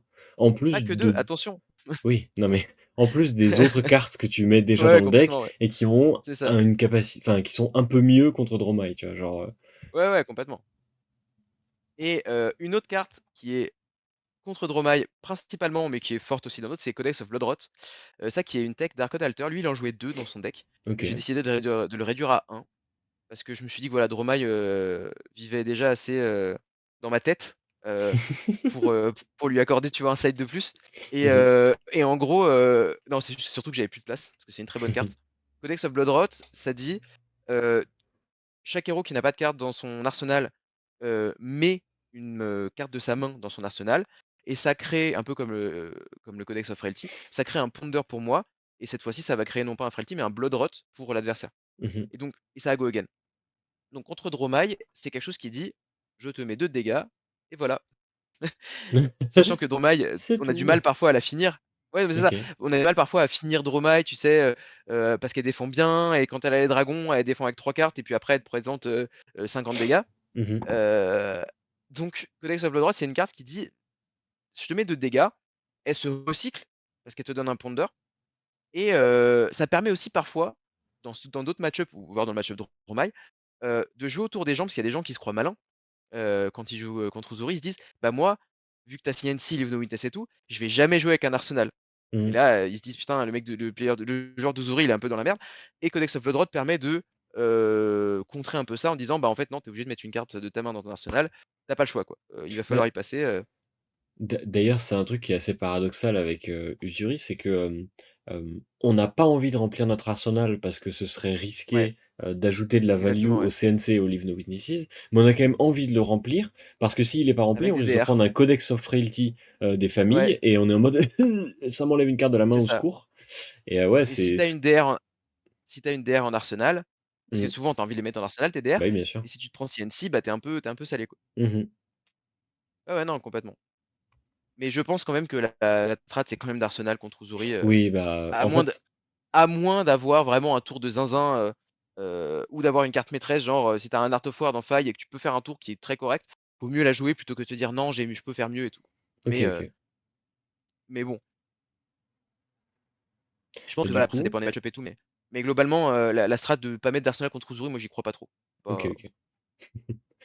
Du coup, je te propose qu'on passe, on a déjà entamé, la réflexion autour de la version aggro du deck, enfin, ouais, quand tu as présenté Earl ouais, et Looking for Scrap, du coup. Est-ce que tu voudrais nous présenter, le les côtés plus défensifs? Parce que tu as parlé de l'aspect fatigue du ouais, deck, mais on n'est pas encore entré dans le ouais. détail, donc Non, vas-y. c'est vrai. Alors donc, ce que je te disais avant que l'émission commence, c'est Mmh mh. qu'on était à 51, je suis à 51 cartes dans mon main deck. C'est pour ça qu'il y a un signe qui se balade parce que, Mmh. en fait, j'ai enlevé un sedate pour rentrer autre chose et donc du coup, il y avait pas cette carte, enfin bref. Mais je suis à 51 cartes dans mon main deck Mmh. et globalement, je vais avoir soit le package offensif qui va rentrer, le package offensif étant Looking for a Scrap, Earl et Codex of Bloodrot avec un Remembrance en général ou Codex OK. of Bloodrot et les Down and Dirty si jamais je veux plus d'attaque, enfin voilà. Mais donc un package offensif, soit je vais mettre ce dont on va parler là, le package défensif. Et le package défensif, c'est 3 Sync, 3 Fate, 3 Frailty Trap, pardon, et Mmh. 2 Oasis Respite. Alors bon, Fate et Sync, tout le monde connaît. Oasis, je pense maintenant que aussi. Enfin, il y a Oui, quand même pas mal de gens. je Et pense, Frailty Trap, peut-être un peu moins. Frailty Trap, c'est une carte, c'est une défense réaction assassin et ranger qui défend à 3 en défense réaction. Et en fait, si ça défend une attaque avec Go Again, tu crées un Frailty pour le héros qui attaque. mmh Heu, Frailty Trap, elle est jouée quasiment exclusivement pour le match-up Lexi. mh. Bon, un peu pour le match-up Katsu aussi, mais bon, en vrai, c'est un peu moins chiant pour lui. Mais quand dans le match-up Lexi, Frailty Trap, c'est une carte qui dit: «Bah, tu vas pas jouer». Qui dit, Mmh. enfin pas tu vas pas jouer, mais qui dit: «Si tu dois lancer 3 flèches dans ce tour, bah, elles vont j'ai fait 3 de value en plus». Et souvent en plus, comment dire? J'ai enlevé les breakpoints ou j'ai diminué les breakpoints, ce qui fait que je peux défendre vachement plus facilement. Donc Frailty Trap contre Lexi, c'est monstrueux, parce que Mmh. toutes ces cartes, toutes ces attaques viennent de l'arsenal. Ça peut avoir son utilité aussi contre, dans des match-up où tu veux mettre la full decklist quasiment, où tu es à 70 cartes, un truc comme ça. C'est une défense, enfin c'est une carte qui bloque 3 en défense réaction, donc par exemple contre Dorinthea, c'est très bien. Mmh. Contre Dory, c'est goldé. Contre, Uzuri, bah, c'est très bien aussi, dans le Oui, bien sûr.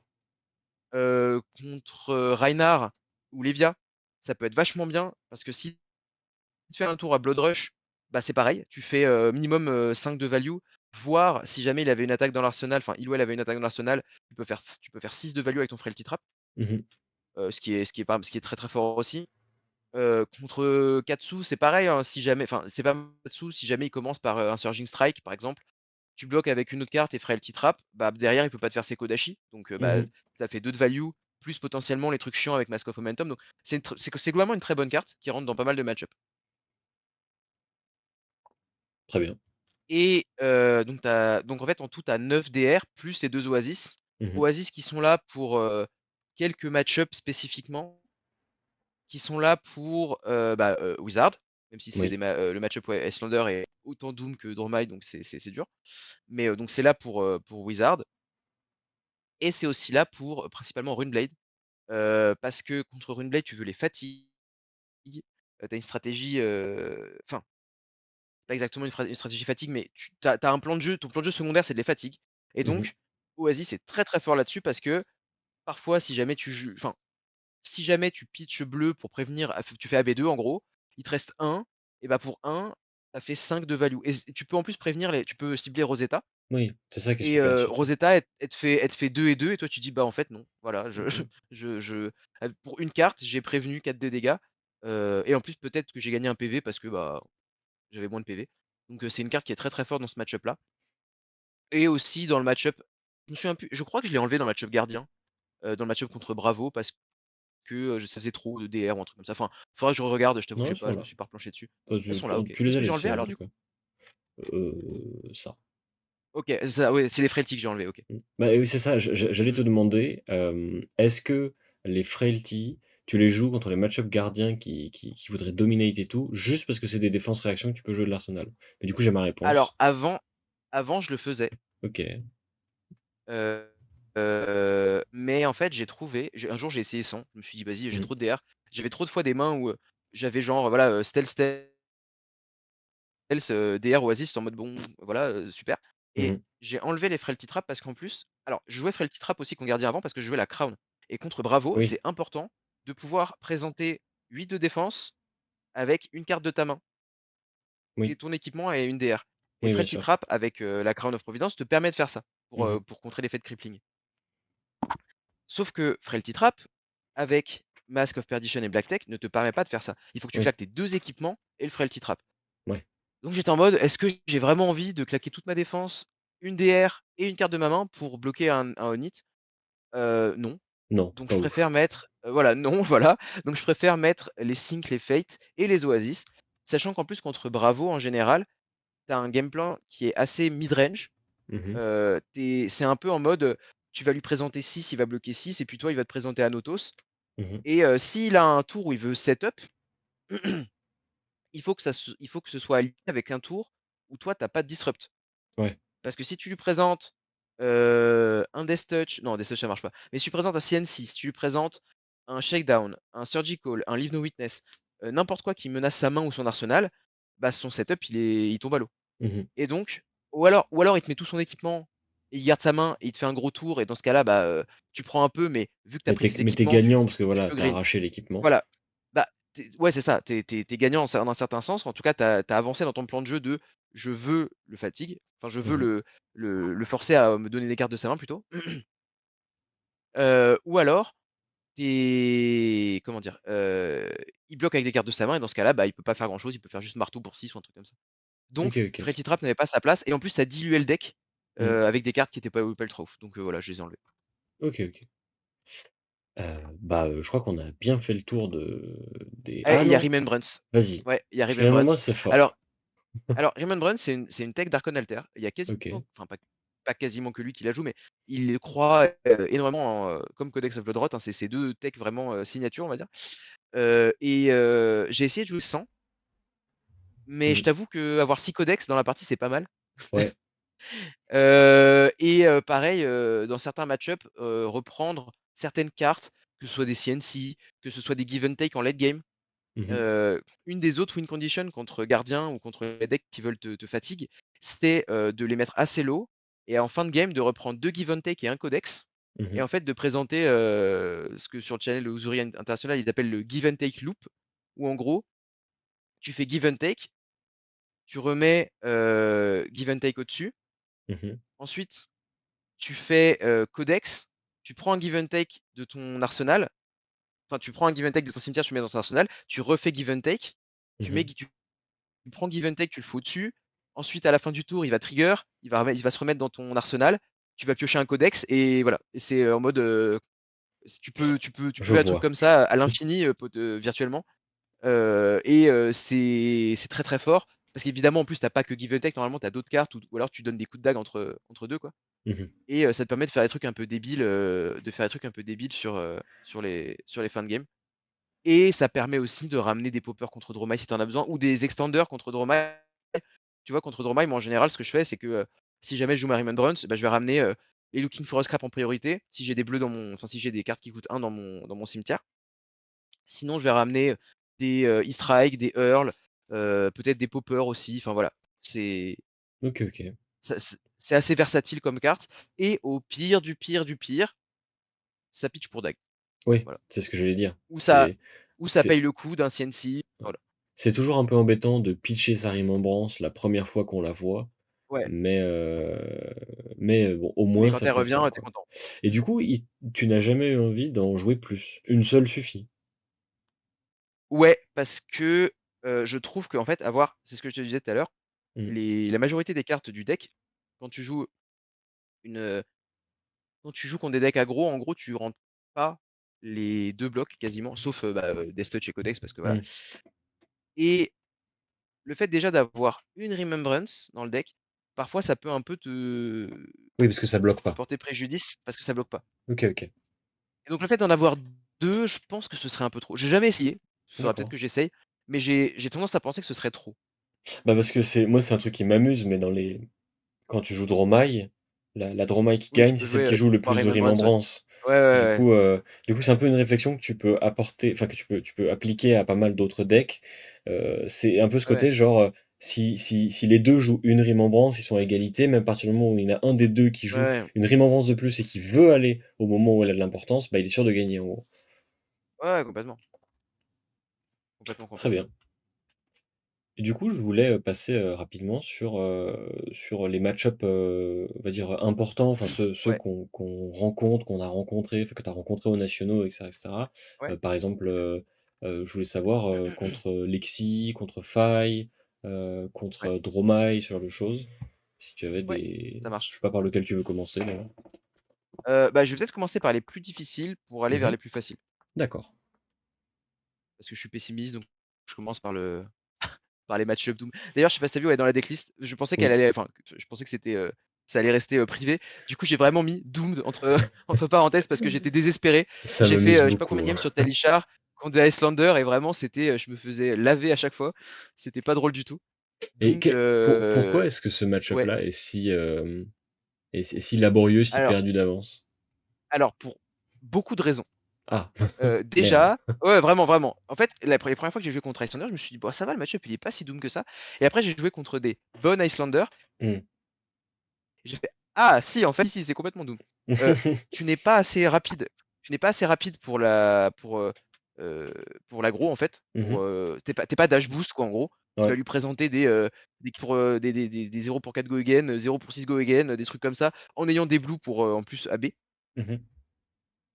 Tu n'es pas, un faille qui peut avoir un tour explosif, tu vois? Où, il va un peu se prendre des piquettes à droite à gauche, mais un tour, il va faire un truc en mode il a une bleue Heart of War et Ouais, j'en sais rien et il fait il va 20 partir, 30 points d'un coup voilà, et ça fait voilà, beaucoup, c'est quoi. ça et la Icelander, elle a un malheureusement, elle a pas de CLF dans l'arsenal et bah, voilà, elle se prend la sauce. OK. Donc tu pas cette explosivité-là ou cette consistance-là Mmh. pour, l'agresser. Mmh. Heu, tu n'as pas assez de bleu. Déjà, tu as pas AB3 et c'est un choix conscient de pas jouer AB3 parce qu'il y a certaines listes qui le jouent et moi je me dis en fait, quand tu joues AB3 contre Icelander, tu perds juste plus lentement. Donc en fait, OK. quitte à perdre, autant perdre rapidement comme ça après tu peux aller, faire autre chose, tu vois? Mmh. Tu peux un peu te détendre et tout. Mais parce qu'en fait, si jamais tu joues le plan de jeu où tu veux essayer de fatigue Icelander, elle va juste dire: «OK, je pitch stack avec mes Frostex, Oui et tu je perds vais à te la f tuer» et tu perds au pitch stack, et tu quoi. perds à la fin. Donc en fait, si tu veux la fatigue, c'est pas possible, à moins que l'Icelander ne rentre pas ses Frostex, mais bon dans ce cas-là, voilà. Alors, ouais, C'est f bon. tu peux pas, compter dessus. Mais cela dit, je crois qu'il y a un mec, qui avait joué Uzuri au Pro Tour Baltimore, Tao Tao, Mmh. qui est, malheureusement, maintenant ban. Heu, mais Tao Tao, il me semble avait joué contre une Uzuri. Alors je sais plus si c'était au Pro Tour ou un truc comme ça et le Mmh. mec en fait avait oublié de mettre ses Frostex ou ne connaissait sûrement pas le match-up et n'avait pas mis ses Frostex et donc Tao Tao avait fatigue la Icelander Mmh. parce que, il avait, AB3, plein de bleus, des oasis, des trucs comme ça et donc en fait, la Icelander n'a juste pas pu le tuer, Oui, mais ce qui était quand même normalement, très drôle. Islander Mais normalement ça qui existe connaît un pas, peu le match-up, mais ça existe pas tu normalement. si la Voilà. Usuri essaie de t'aggro, bah, tu joues le tempo game où tu grattes petit à petit et il va pas réussir à te tuer à temps et si tu vois que la Ouais. Usuri a envie de dormir, bah, tu fais: «D'accord» et tu joues tes Insidious Chill et tes Frost-Hex et puis t'attends le Ice Eternal, quoi. Ouais, ouais, complètement, c'est ça. C'est vraiment, un match-up qui est très compliqué pour ça, donc il faut que tu essaies de l'aggro, mais tu pas exactement un deck aggro. Enfin, tu pas l'explosivité ou la consistance d'un deck aggro. Comme on disait tout à l'heure, il y a, 12 extenders dans le deck, un truc comme ça. Mmh. Donc c'est pas assez. Tes dagues, OK, ça fait des dégâts, mais ça coûte 2. Si Mmh. tu pitches une bleue pour ta dague, elle te fait frostbite, Mmh. tout d'un coup, tu plus de ressources. Ouais. Voilà, c'est super, super difficile et en plus, cerise sur le gâteau, tes effets on hit, elle s'en fout un peu. Parce Oui. que, CNC et Leave No Witness, tu targetes son arsenal, elle va te dire: bah, je joue de la carte de mon arsenal, vas-y, hein, fais-toi plaisir». Mmh. Shakedown, elle va pouvoir te dire: «Bah, en fait, non, parce que je vais pitcher pour faire la moon et puis je vais pitcher pour ça et en fait, j'ai plus de cartes dans ma main». Heu Surgical pareil, enfin tu vois, c'est que des trucs comme Mmh. ça et en fait tu te dis: «Il y a aucune carte que je peux jouer qui la fait chier, à part peut-être les contrats, si tu bannis, genre, des, Aether Ice Vein rouge, des trucs comme ça». Mais, voilà, ça revient à vraiment de la chance et derrière elle, elle peut tranquillement faire son game plan. Tu lui proposes tes attaques sont très fair, c'est des 2 pour 6. Mmh. Si Léonid passe, c'est plus des 2 pour 6, mais Léonid ne passe jamais.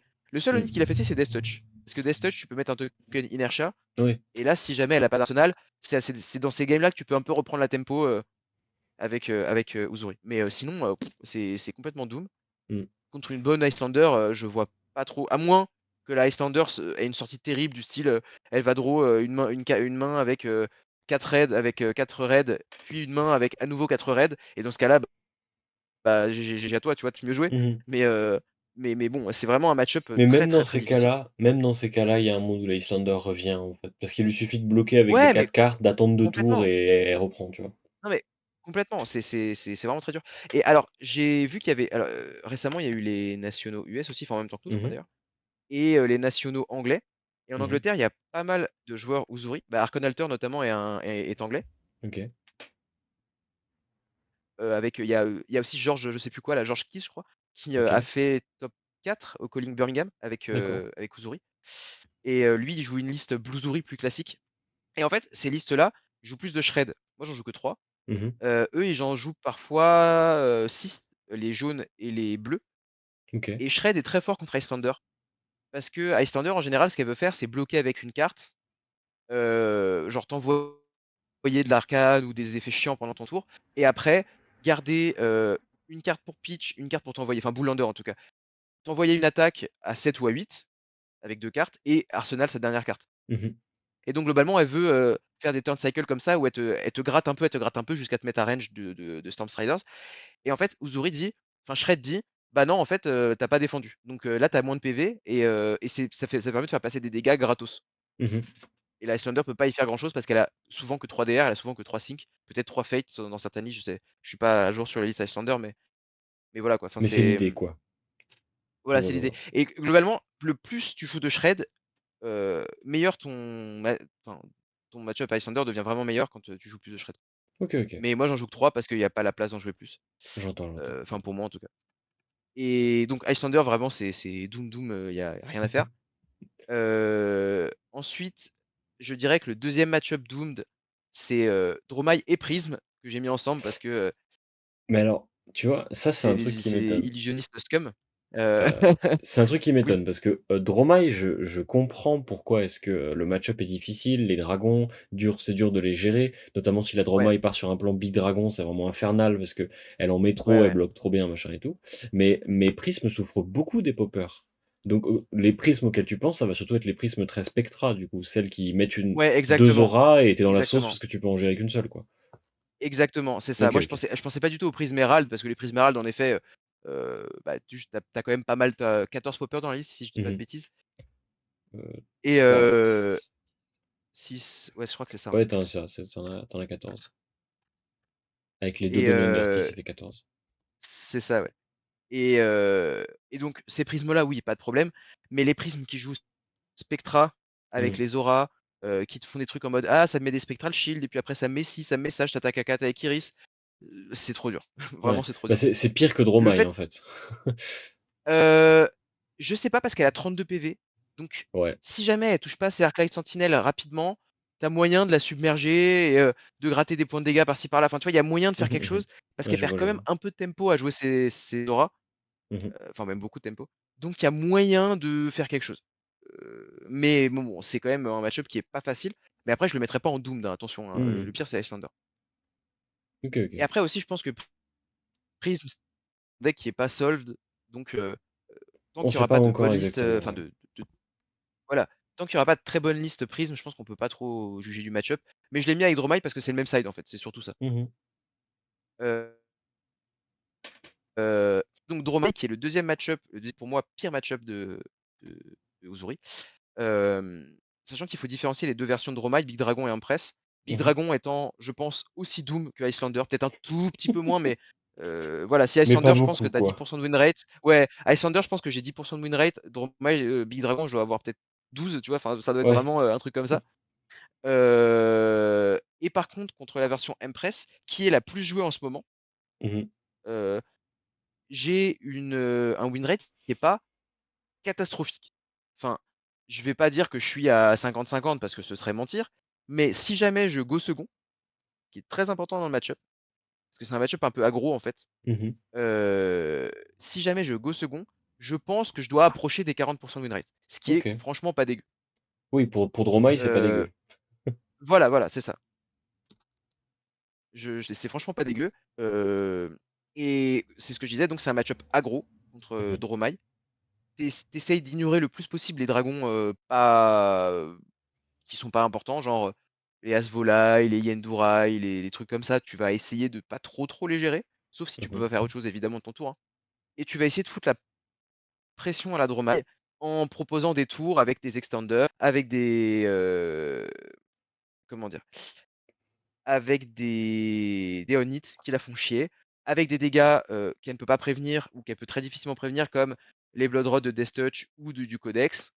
Voilà, enfin tu fais des trucs avec Looking for a Scrap, tu remets, tes Looking for a Scrap avec Remembrance. Tu essayes de faire vraiment d'avoir un plan de jeu aggro, le et de la submerger avant qu'elle arrive à avoir un board conséquent. OK. Et parfois évidemment, si jamais par exemple, tu ton coup de dague ne ferait pas grand chose dans Dromai, ça peut être intéressant en early game surtout de focus tes dragons et de faire passer un peu de dégâts. OK, OK. Mais en gros la physionomie du match-up dépend beaucoup des PV dans lesquels tu es. Au début, tu vas pas marrer les dragons, et essayer de faire passer des dégâts à droite à gauche. Quand tu Mmh. arrives à peu près à, je sais pas, entre 30 et 20 PV, tu vas un peu plus commencer à ignorer les dragons, secondaires et par contre si tu vois Chromite, si tu vois Miragai, tu vas les tu voilà, tu les laisses pas passer. Tu les soit tu les pop, soit tu les détruis, tu Mmh. les tues et quand tu arrives en dessous de 10 PV là, c'est, soit tu me tues, soit je te tue. Oui, Donc envoie tout face et tu pries. oui. C'est un peu ça le game plan. OK, Voilà OK. et je mets Orbitoclast contre Dromai. Je sais pas si c'est la bonne, décision, j'en sais rien. Mais en fait Bah, heu, pour moi Dromai, quand elle joue Pique Dragon, 100 c'est la bonne décision de mettre Orbitoclast. oui. Quand elle joue Empress, c'est pas forcément la bonne décision et en même temps, c'est pas non plus déconnant parce que Bah, ses attaques, en général, défendent à 2 c'est et ça, du coup, c'est en ce que fait, si j'allais jamais dire. tu mets des coups de Spider's Bite, il va forcément défendre avec ses dragons. Ouais, c'est ça. En fait, si tu le touches avec Orbitoclast, tu menaces les cartes qui bloquent le mieux dans le deck de Dromai de bloquer moins Ouais, bien. Et mettre un c'est petit coup ça, d'Orbitoclast, tout une Stealth qui menace un swap avec Usuri, ça peut être très gênant pour, Dromai, parce que si elle comptait bloquer c'est avec ça, 2 cartes de dragon qu'elle allait pas jouer, genre Yendora, Yasvolai, parce que c'est pas des dragons très importants, bah, en fait, ouais, i elle se retrouve à pas pouvoir bloquer correctement avec et ça devient très gênant. Donc, en c'est vrai, ça. Orbitoclast, je trouve Moi, que ça c'est se tient. ouais, ouais, ouais, c'était un peu la théorie de se dire, j'ai en même temps, j'ai pas trop envie qu'elle bloque avec d'autres cartes que les dragons, mais en même temps, vu que les autres cartes bloquent 2, elle va forcément bloquer avec les dragons. Donc autant Mmh. faire que ces blocs soient moins efficaces. Voilà, c'était Mmh. ça un peu la théorie. Très bien. Heu Voilà et donc Dromai, ouais, c'est Doomed, mais en Big Dragon. En pas Big Dragon, en Empress, c'est un mauvais match-up, mais c'est tout à fait gérable. Mais on peut jouer, quoi. Ça demande par contre, c'est un skill match-up. Mmh. C'est un match-up. Au début, je jouais beaucoup avec mon pote Franck. On faisait pas mal le match-up et les 2 ou 3 premières games, je me suis fait mais rincer à base de il lui restait 20 PV, il avait genre 5 dragons sur le board et moi je Oui, vraiment je et en fait, ce petit à petit, match-up-là, en plus, chaque match-up, j'ai appris c'est vraiment un match-up où ouais, quand ça tu y a affrontes Dromai, tu sais pas quoi faire. Genre, tu es en mode: «Mais je ne comprends pas c'est ça et en fait, où est-ce que je perds?» c'est ça et si jamais tu fais une erreur à un moment, ça snowball sur toute la game Mmh mh. et ce qui est dur dans ce match-up, je trouve et c'est pour ça que je dis que c'est un skill match-up, c'est que tu dois connaître un peu et moi je le fais un peu à je sais pas, au feeling parce que j'ai pas tu sais, je te disais là tout à l'heure, ah, jusqu'à 30 PV tu fais ça, jusqu'à machin, mais en vrai, c'est un peu plus au feeling que je le fais. Je me Mmh dis mh. selon l'état de la game, je me dis: «Là, il faut que je clear les dragons, les petits H-wing et tout». Là maintenant, il faut plus que je le fasse, mais je saurais pas trop te dire pourquoi. J'ai remarqué que c'était un peu lié au PV, mais pas que, tu vois? Enfin Mmh. Oui, c'est un et peu c'est pour ça que je disais une que c'est un question skill match-up, d'intuition c'est aussi, de façon qu'a ouais, la de Dromai de feeling. jouer. Est-ce que la Dromai Voilà, veut c'est ça, garder des cartes dans sa main? Est-ce qu'elle a voulu prendre c'est quelques ça. dégâts pour développer un board? Est-ce qu'elle a beaucoup de dragons? Ouais, c'est ça. Où en sont ses haches et tout? Ouais, je vois. Ouais, ouais, ou combien de Chroma et de Miragai elle a déjà joué, Mmh combien mh. de Reg the Embers elle a déjà joué. Enfin, Reg the Embers qui est d'ailleurs une carte affreuse dans le match-up pour, Ah bah, Uzuri. c'est oui, Si oui, tu bien te prends sûr. Reg T1, tu as envie de te tuer un peu. Heu, mais bon, voilà et et non, sinon, honnêtement, match-up vraiment skill, au début, tu as l'impression que tu te fais laver tout le temps et en fait, au bout d'un moment, tu comprends un peu le truc et ça te permet de gratter des pourcentages de win rate, contre Empress. Big Dragon, voilà, Mmh, j'ai pas ouais. trouvé, j'ai pas trouvé. Lexi. Je voulais voir contre Faille aussi ah, Bah, Faille et Lexi. Lexi. Lexi, ouais, OK. Bah, alors Lexi, c'est le match-up avantagé d'Uzuri. C'est vraiment la Ouais. raison pour laquelle tu joues Uzuri. Mmh mh. Comme on a pu le voir dans mon 8e de finale, au championnat de France où, j'ai perdu contre Lexi. Non, non, tout ça pour dire que normalement, c'est un match-up où tu es censé vraiment être avantagé. Mmh mh. Tu as un j'ai pas les chiffres, mais tu as plus de 60 de win rate, plus de 70 de win rate contre Lexi. C'est vraiment, des quelques games que j'ai faites contre Lexi, j'ai pas perdu beaucoup.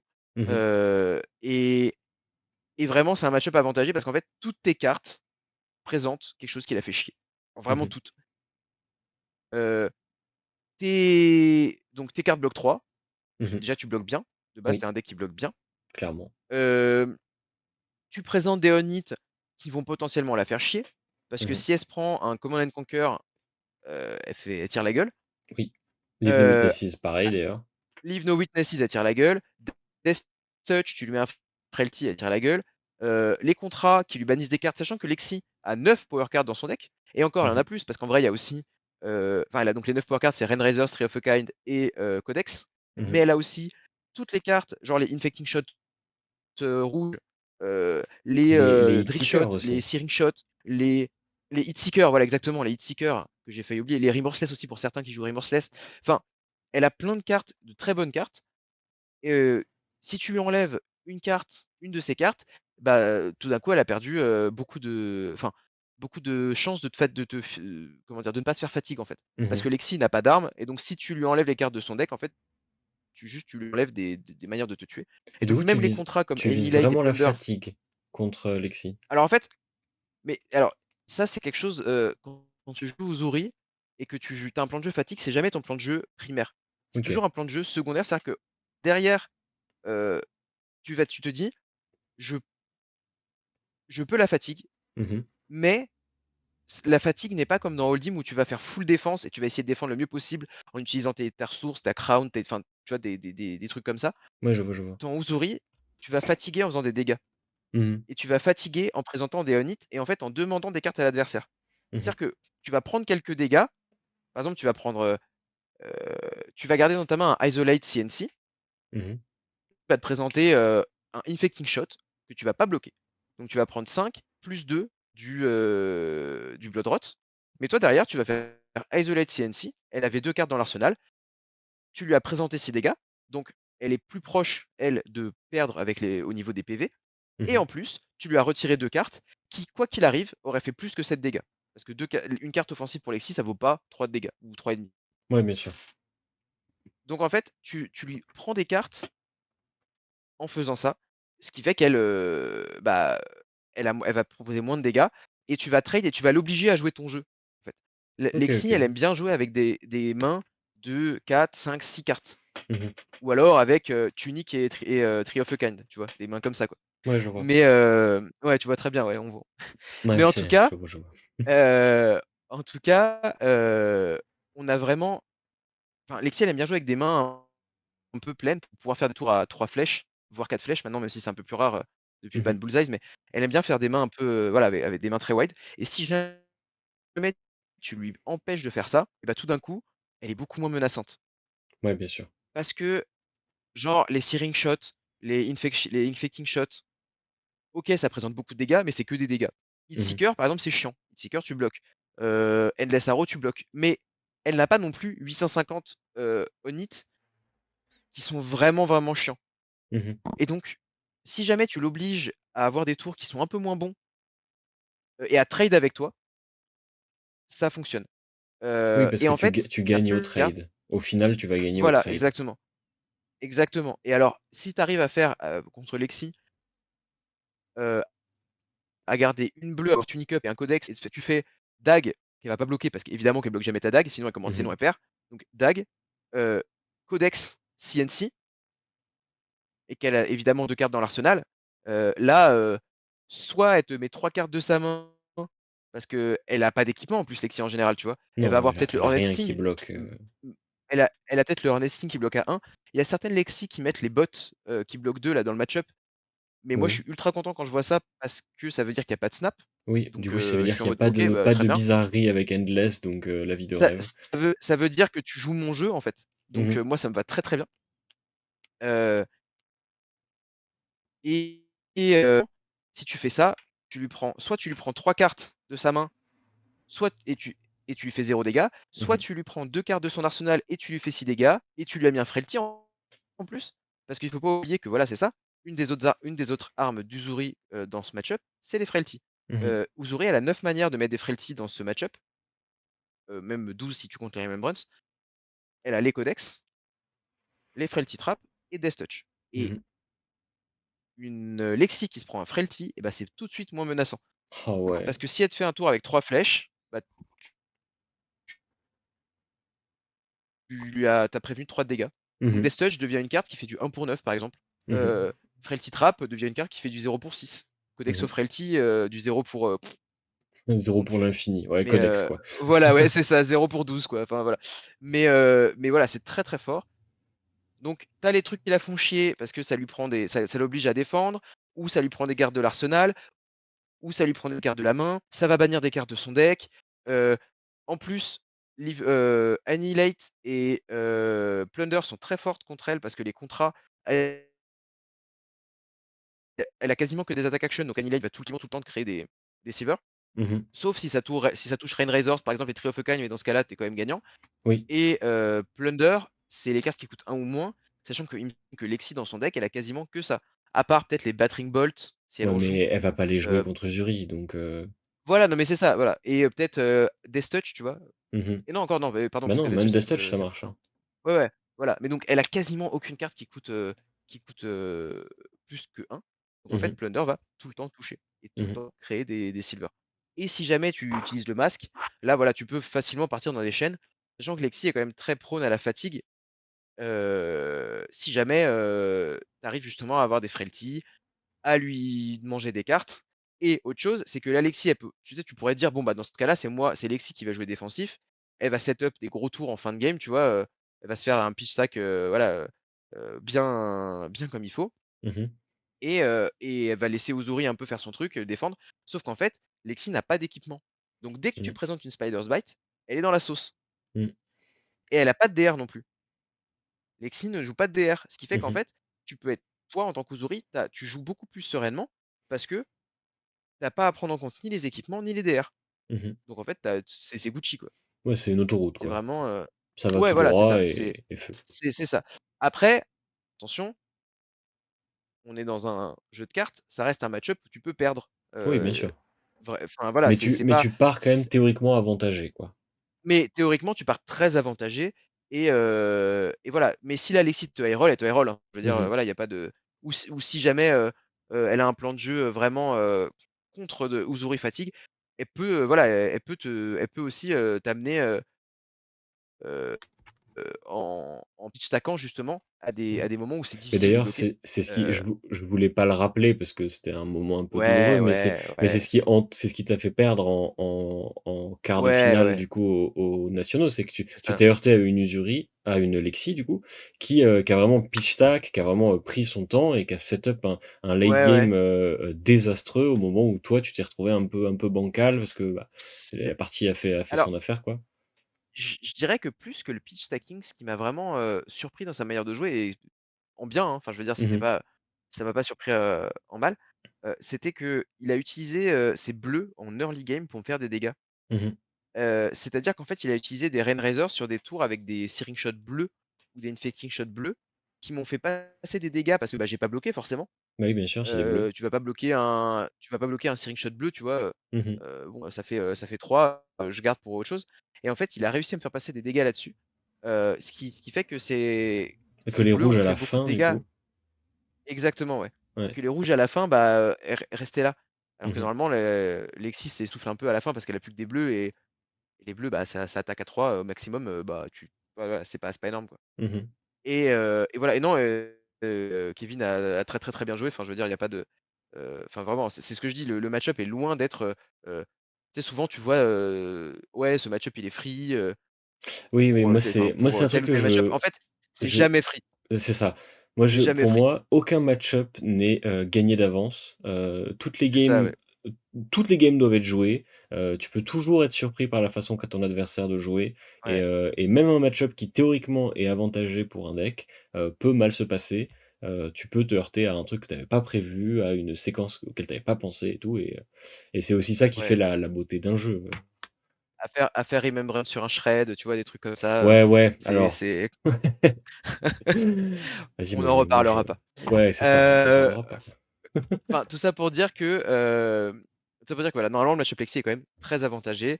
Et tu vois, moi, là, dans la liste, j'ai un seul truc qui me plaît pas, c'est Done and Dirty. Oui, je le Parce que vois, juste, il il y a fallait un que je rentre une carte en petit plus. Donen Dirty tout seul Il là. fallait que je rentre une carte en plus. Et alors, en fait, a posteriori, après avoir joué contre Kevin, j'aurais rentré les shreds et j'aurais Ouais, c'est ce enlevé que Done j'allais and dire. Dirty. C'est ce Parce que que j'allais Kevin a dire, défendu, en fait, Kevin a défendu. Alors, la théorie, c'est que Shred, c'est une carte qui est vraiment terrible dans les match-up aggro parce que normalement, Lexi ne bloque pas.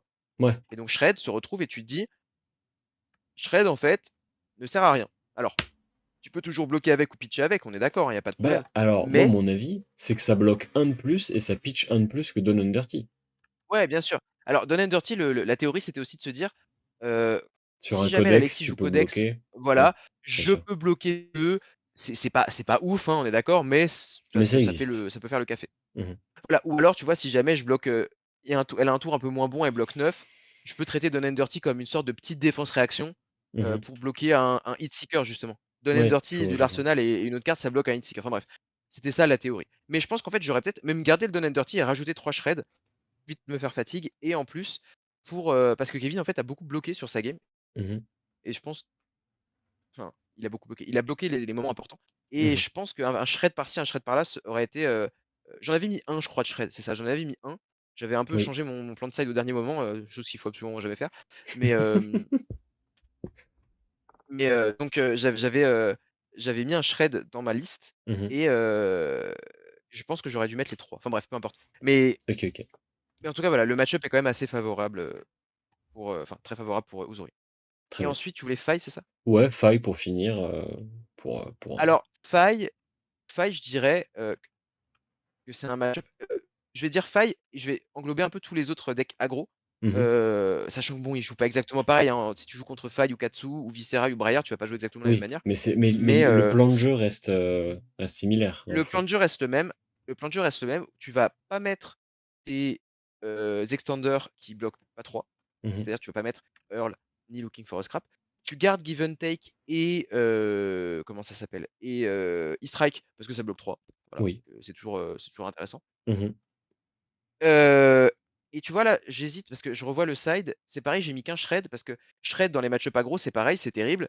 Heu, Si tu l'as donc dans la main, bah, c'est une carte qui est morte parce qu'en général, il Mmh. ne bloque pas et en plus, si jamais et c'est aussi pour ça que les joueurs, il y a beaucoup de joueurs Uzuri qui sont un peu, allergiques à shred et qui disent que c'est une mauvaise carte ou c'est une carte, vraiment pas terrible. C'est parce que quand tu l'as sur un ponder et que tu l'arsenal, Mmh.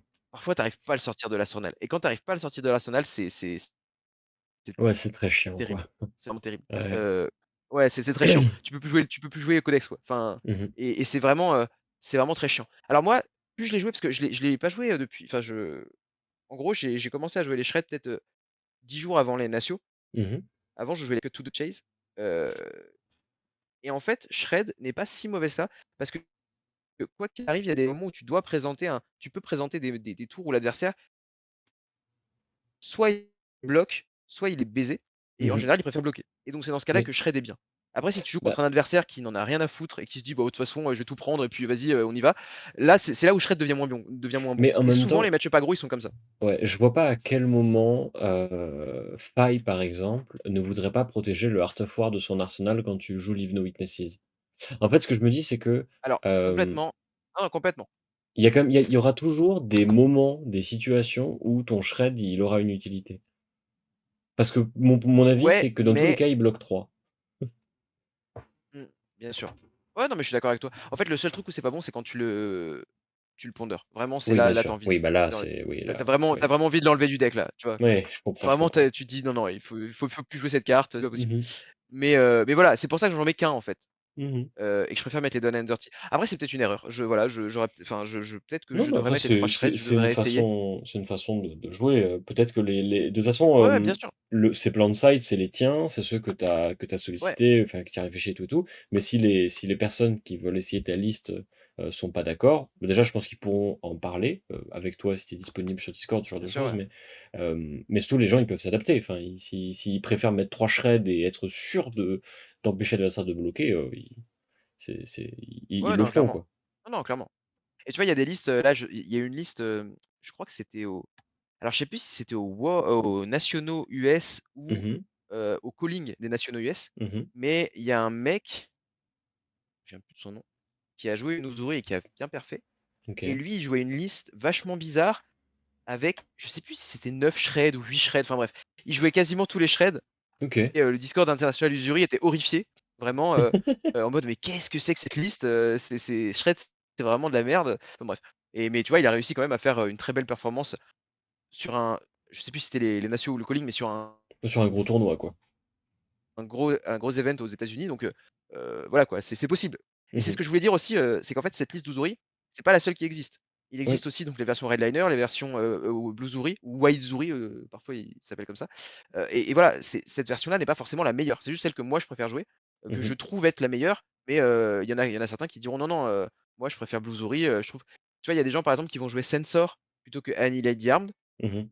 Censor qui est la nouvelle carte de Dusk Till Dawn, Mmh mh. heu, parce qu'ils vont dire: «Bah, en fait, c'est trop fort comme carte». Tu as souvent des informations en plus sur la main de l'adversaire ou grâce à des Ravenous, des trucs comme ça, tu sais ce que l'adversaire a ou alors tu nommes une carte, genre, quand tu joues contre Viscera, tu dis Mauvrion Skies, voilà. Mmh mh. Et donc en fait, ils préfèrent jouer un style de jeu où tu vas moins être sur la fatigue, tu vas quasiment jamais être sur la fatigue. Par contre, tu vas push des dégâts et des Onitshians et tu vas obliger l'adversaire en fait à trade avec toi mais de manière, moins efficace. Mmh mh. À rendre leurs mains beaucoup moins efficaces, que, si jamais tu les avais pas, disrupt. Et puis il y a Enfin un bref, truc tout ça aussi, pour c'est, ouais, sur vas-y. Usuri comme pas mal de decks un peu mid-range, un peu contrôle d'une certaine manière, c'est Ouais, aussi un deck qui, dans son au cœur du deck, en fait, il peut être amené à changer si la méta ouais, complètement. change, Alors si, certaines choses apparaissent, d'autres disparaissent, enfin, il y a des raisons qui pourraient faire, fluctuer Usuri et qui justifieraient carrément, d'autres façons de la jouer. carrément, Usuri, c'est un deck qui est réactif. C'est pas un Mmh deck mh. qui va définir la méta, qui va, voilà, qui va lancer la méta. C'est plutôt un deck qui va réagir à la méta. Mmh mh. Et donc, étant un deck réactif, comme tu dis, c'est un deck qui est aussi très adaptatif, Mmh mh. en fonction de ce que tu vois dans ta méta locale, par exemple. Si tu joues dans des armories ou des trucs comme ça, bah, tu vas pouvoir adapter. Tu vas dire: «Ah bah, je joue pas mal contre des Icelanders, bah, je vais mettre plus de Shred parce que Shred, c'est bien contre Icelander. Ah tiens, Mmh je mh. vois beaucoup de Dromai, bah, je vais peut-être jouer plus de cartes, plus d'Extender». Tu Mmh vois, mh. moi, j'ai pensé parce que dans la méta parisienne, il y a pas mal de Dromai, je m'étais dit: «Pourquoi pas à un moment jouer, 3 Nimbleism et un Nimble Strike?» Ouais. Et en fait, ça me permettrait, d'avoir un quatrième Looking for a Scrap entre guillemets, tu vois? Et d'avoir Parce boosté que tes attaques Nimble avant, quoi. voilà, parce que Nimble Strike, c'est littéralement, Looking for a Scrap, mais juste avec, Nimbleism quoi. Mmh mh. C'est la même carte. Et donc pourquoi pas avoir une quatrième copie de Looking for a Scrap et en plus comme tu dis d'avoir un 0 pour 3 go again en fait, d'avoir Mmh un mh. autre head jab en quelque sorte. Ouais, bien Qui sûr. en plus est un peu plus puissant parce que si tu fais ça sur un contrat, si tu fais ça sur un Death Touch, bah, tu as un Onit en plus quoi, donc ça Mmh mh. permet de faire des trucs un peu sympas. Donc voilà, j'ai hésité à faire des trucs comme ça, mais j'ai pas encore eu le temps de tester, mais ça pourrait être drôle, Mmh mh. de tu vois, d'enlever un peu de bleu justement, peut-être d'enlever les 2 Sedate, pour rajouter 2 Nimbleism, heu et de trouver de la place pour, voilà, un troisième Nimbleism et un Nimble Strike et voilà quoi. Enfin, OK, c'est des trucs comme ça qui peuvent peut-être se voir. très bien. Et qu'est-ce que je voulais dire? Oui et donc contre-faille parce qu'on n'avait pas voilà. Bah, contre-faille contre tous les agros, tu essayes de bloquer de la manière la plus efficace possible tout en retournant un Onitshian. Mmh Voilà. mh. OK. Tu Jury, dagues quoi. tu utilises la dague très, très peu ouais, tu utilises la dague très, très peu dans ces Mmh mh. match-up, heu, sauf si l'adversaire a un tour vraiment pas terrible suite à un de tes très bons tours et dans ce Mmh cas-là, mh. tu peux utiliser les dagues. Conseil, contre Fai notamment, Fai normalement il a que 3 DR. Il joue 3 DR et 3 Reinforce the Line à peu près, enfin de ce que j'ai vu dans les listes en tout cas. OK. Donc en fait, savoir c'est que contre Fai, tu joues Flick Knives, et Mmh tu mh. joues, Nerve Scalpel et Spider's Bite, sauf que tu vas très rarement utiliser tes 2 armes. Mmh mh. Et vu que de toute façon, il a que 3 DR, le Nerve Scalpel, tu vas pas l'utiliser en priorité. Si tu as le droit à faire une attaque d'arme, tu vas plutôt faire Spider's Bite, parce Mmh qu'en mh. plus, Fai a des attaques qui défendent à 2 en général, donc ses attaques défendent à 1 et là, c'est la catastrophe pour lui, quoi. Ouais, Là, bien vraiment, sûr. c'est terrible, c'est terrible, tu lui présente un Leave No Witness, il doit mettre toute sa main pour défendre, et voilà, c'est pas t voilà, il est pas content. Mmh mh. Qu'est-ce que je voulais dire? Oui, donc ne pas hésiter à utiliser l'effet de Flick Knives en early. Mmh mh. Même parfois, tu vois, tu vas l'utiliser sur une DR, pour faire passer un Onit ou même parfois juste tu utilises dans le vide, tu envoies le Nerf Scalpel dans le vide quand tu sens que l'adversaire a prévu un gros tour et que tu vas potentiellement devoir bloquer avec Flick Knives. Ça Mmh. permet d'envoyer un dégât et parfois c'est le dégât qui va faire que, Oui, tu vas c'est le gagner ou tu vas petit perdre. point que tu aurais regretté de pas avoir Voilà, pris plus tôt à la c'est fin de la ça. game, quoi. E Ouais, je vois. exactement, ouais, exactement. Parce qu'en fait, si Flick Knives est détruit, tu as plus d'occasion, vu que tu joues pas les Earls dans ce match-up, tu as plus d'occasion d'envoyer tes couteaux Mmh mh. et d'envoyer tes dagues et ce qui fait que, tu as perdu un dégât et parfois ça peut vraiment faire la différence. Et si tu Ouais, arrives je vois. à flic sur une DR, même si c'est en early, c'est un match-up où tu peux vraiment le faire en early. Le premier signe que tu vois, tu peux envoyer ta dague, tu t'en fous. De toute façon, ça fera pas plus de value que ça, en fait. Mmh mh. Et ça fera Tu vois? le point que Si tu es jamais tu censé arrives à faire avec et ouais, enfin ouais, les 2 en bah, en l'occurrence, ça plus c'est très bien, quoi. et en plus, si jamais, par exemple, tu fais ça sur un sync, imagine le mec, tu lui envoies un Plunder de Power, il bloque avec un sync, tu envoies la dague, donc ça fait 1 de dégâts de la dague, 1 de dégâts du Plunder de Power parce que, Mmh mh. bah, tu la DR bloque à 3, donc en fait, ta dague, elle a fait 2 dégâts Mmh. et en plus, tu vas bannir la carte du dessus du deck. Si tu rajoutes le masque avec, voilà, tu peux Ouais, encore, ça fait beaucoup pour pas grand chose. c'est ça, exactement, ça fait beaucoup pour pas grand chose et en fait, si tu te retrouves à faire, au lieu de faire 1 de value avec ta dague, tu fais 2 plus, si jamais tu as fait, 1 silver, bah, tu fais 2,5 de value, voire 3 si tu as 2 OK. silver, enfin voilà, c'est des trucs comme ça qui peuvent, tu peux faire beaucoup de value à partir de pas grand chose en fait, Mmh mh. sur des trucs comme ça et contre Lexi, c'est pareil, tu vois? Contre Lexi, d'ailleurs, je joue, Spider's Bite et Orbito Mmh. et parfois ça peut valoir le coup juste d'envoyer l'Orbito, ou d'envoyer l'Orbito au début. Comme ça, s'il a, des actions, bah, il va peut-être pas vouloir défendre avec ou Mmh. juste tu fais un dégât et puis voilà quoi. OK, OK. Très Voilà bien. Bon, bah, je crois et que ouais et juste vas-y. dernière chose, Ouais. il y a les parce que là, en fait, je t'ai présenté dans Uzuri, tu as 3 match-up, tu as 3 gameplay pour Ah, les match-up. OK, Tu as le OK. match-up aggro, donc c'est genre, Romaille, Prism, Icelander, tout ça, Ouais. où tu veux OK, bourrer. OK. Le match-up fatigue contre les aggros, toi tu essayes d'encaisser et de présenter des on hit et essayer de le tuer un peu et OK.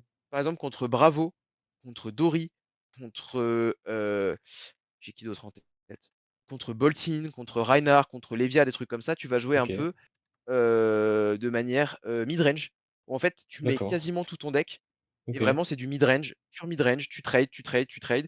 Tu essayes progressivement de faire descendre, le nombre de DR et d'équipements dans le deck adverse pour à la fin, pouvoir, bah, l'avoir à l'usure avec les dagues et les points de dégâts par-ci et des points de dégâts par-là. OK, OK. Et aussi, autre chose, si vous jouez le deck, heu, faites bien attention, enfin essayez de réfléchir un peu aux maths avec Spider's Bite et Nerf Scalpel. Il faut toujours réfléchir, en gros, quand on voit une attaque, à prendre au moins 2 cartes à l'adversaire, ou alors une carte et un équipement. C'est-à-dire, par exemple, si tu attaques avec Leave No Witness, ça fait 4 dégâts. Donc, si jamais l'adversaire a une défense réaction, par exemple, heu, il va clean block avec une carte. Mmh. Et toi, tu as pas envie de faire ça. Donc, Mmh. si tu te demandes: «Ah, est-ce que je lui envoie Spider's Bite ou Nerf Scalpel, en attaque?» Tu vois? Si est-ce que j'attaque avec l'un ou l'autre? Bah, tu Mmh. vas plutôt choisir Nerf Scalpel parce que les DR, c'est les seules cartes qui leur permettent de défendre avec une carte. Mmh. Et si jamais il a, comment dire? Si jamais il défend avec sa DR, bah, il est obligé de mettre DR plus équipement ou DR et Mmh. une autre carte. Alors que si tu avais attaqué avec Spider's Bite, il t'aurait mis 2 cartes, tu vois? Ouais, bien sûr. Mais quoi qu'il arrive, en fait. Mmh. Parce que qu'il défende à 3 ou à 2, quoi qu'il arrive, il est obligé de mettre 2 cartes Mmh. pour, empêcher l'effet de Leave Parce No qu'au Witness. final, le but, c'est, d'être le plus efficace au tour par tour, d'être celui qui Exactement, ouais. gratte le plus de cartes au final Exactement, ouais. et de ouais, je vois, je vois et de snowball la Tu value vois? comme ça. Et en fait, en gros, globalement, il faut toujours réfléchir à ça sur, voilà, sur les attaques à 4, peut-être envoyer le scalpel. Sur les attaques à 5 comme Annihilate, tu envoies plutôt Spider's Bite. Parce Mmh. que, quoi qu'il arrive, la DR ne suffit pas.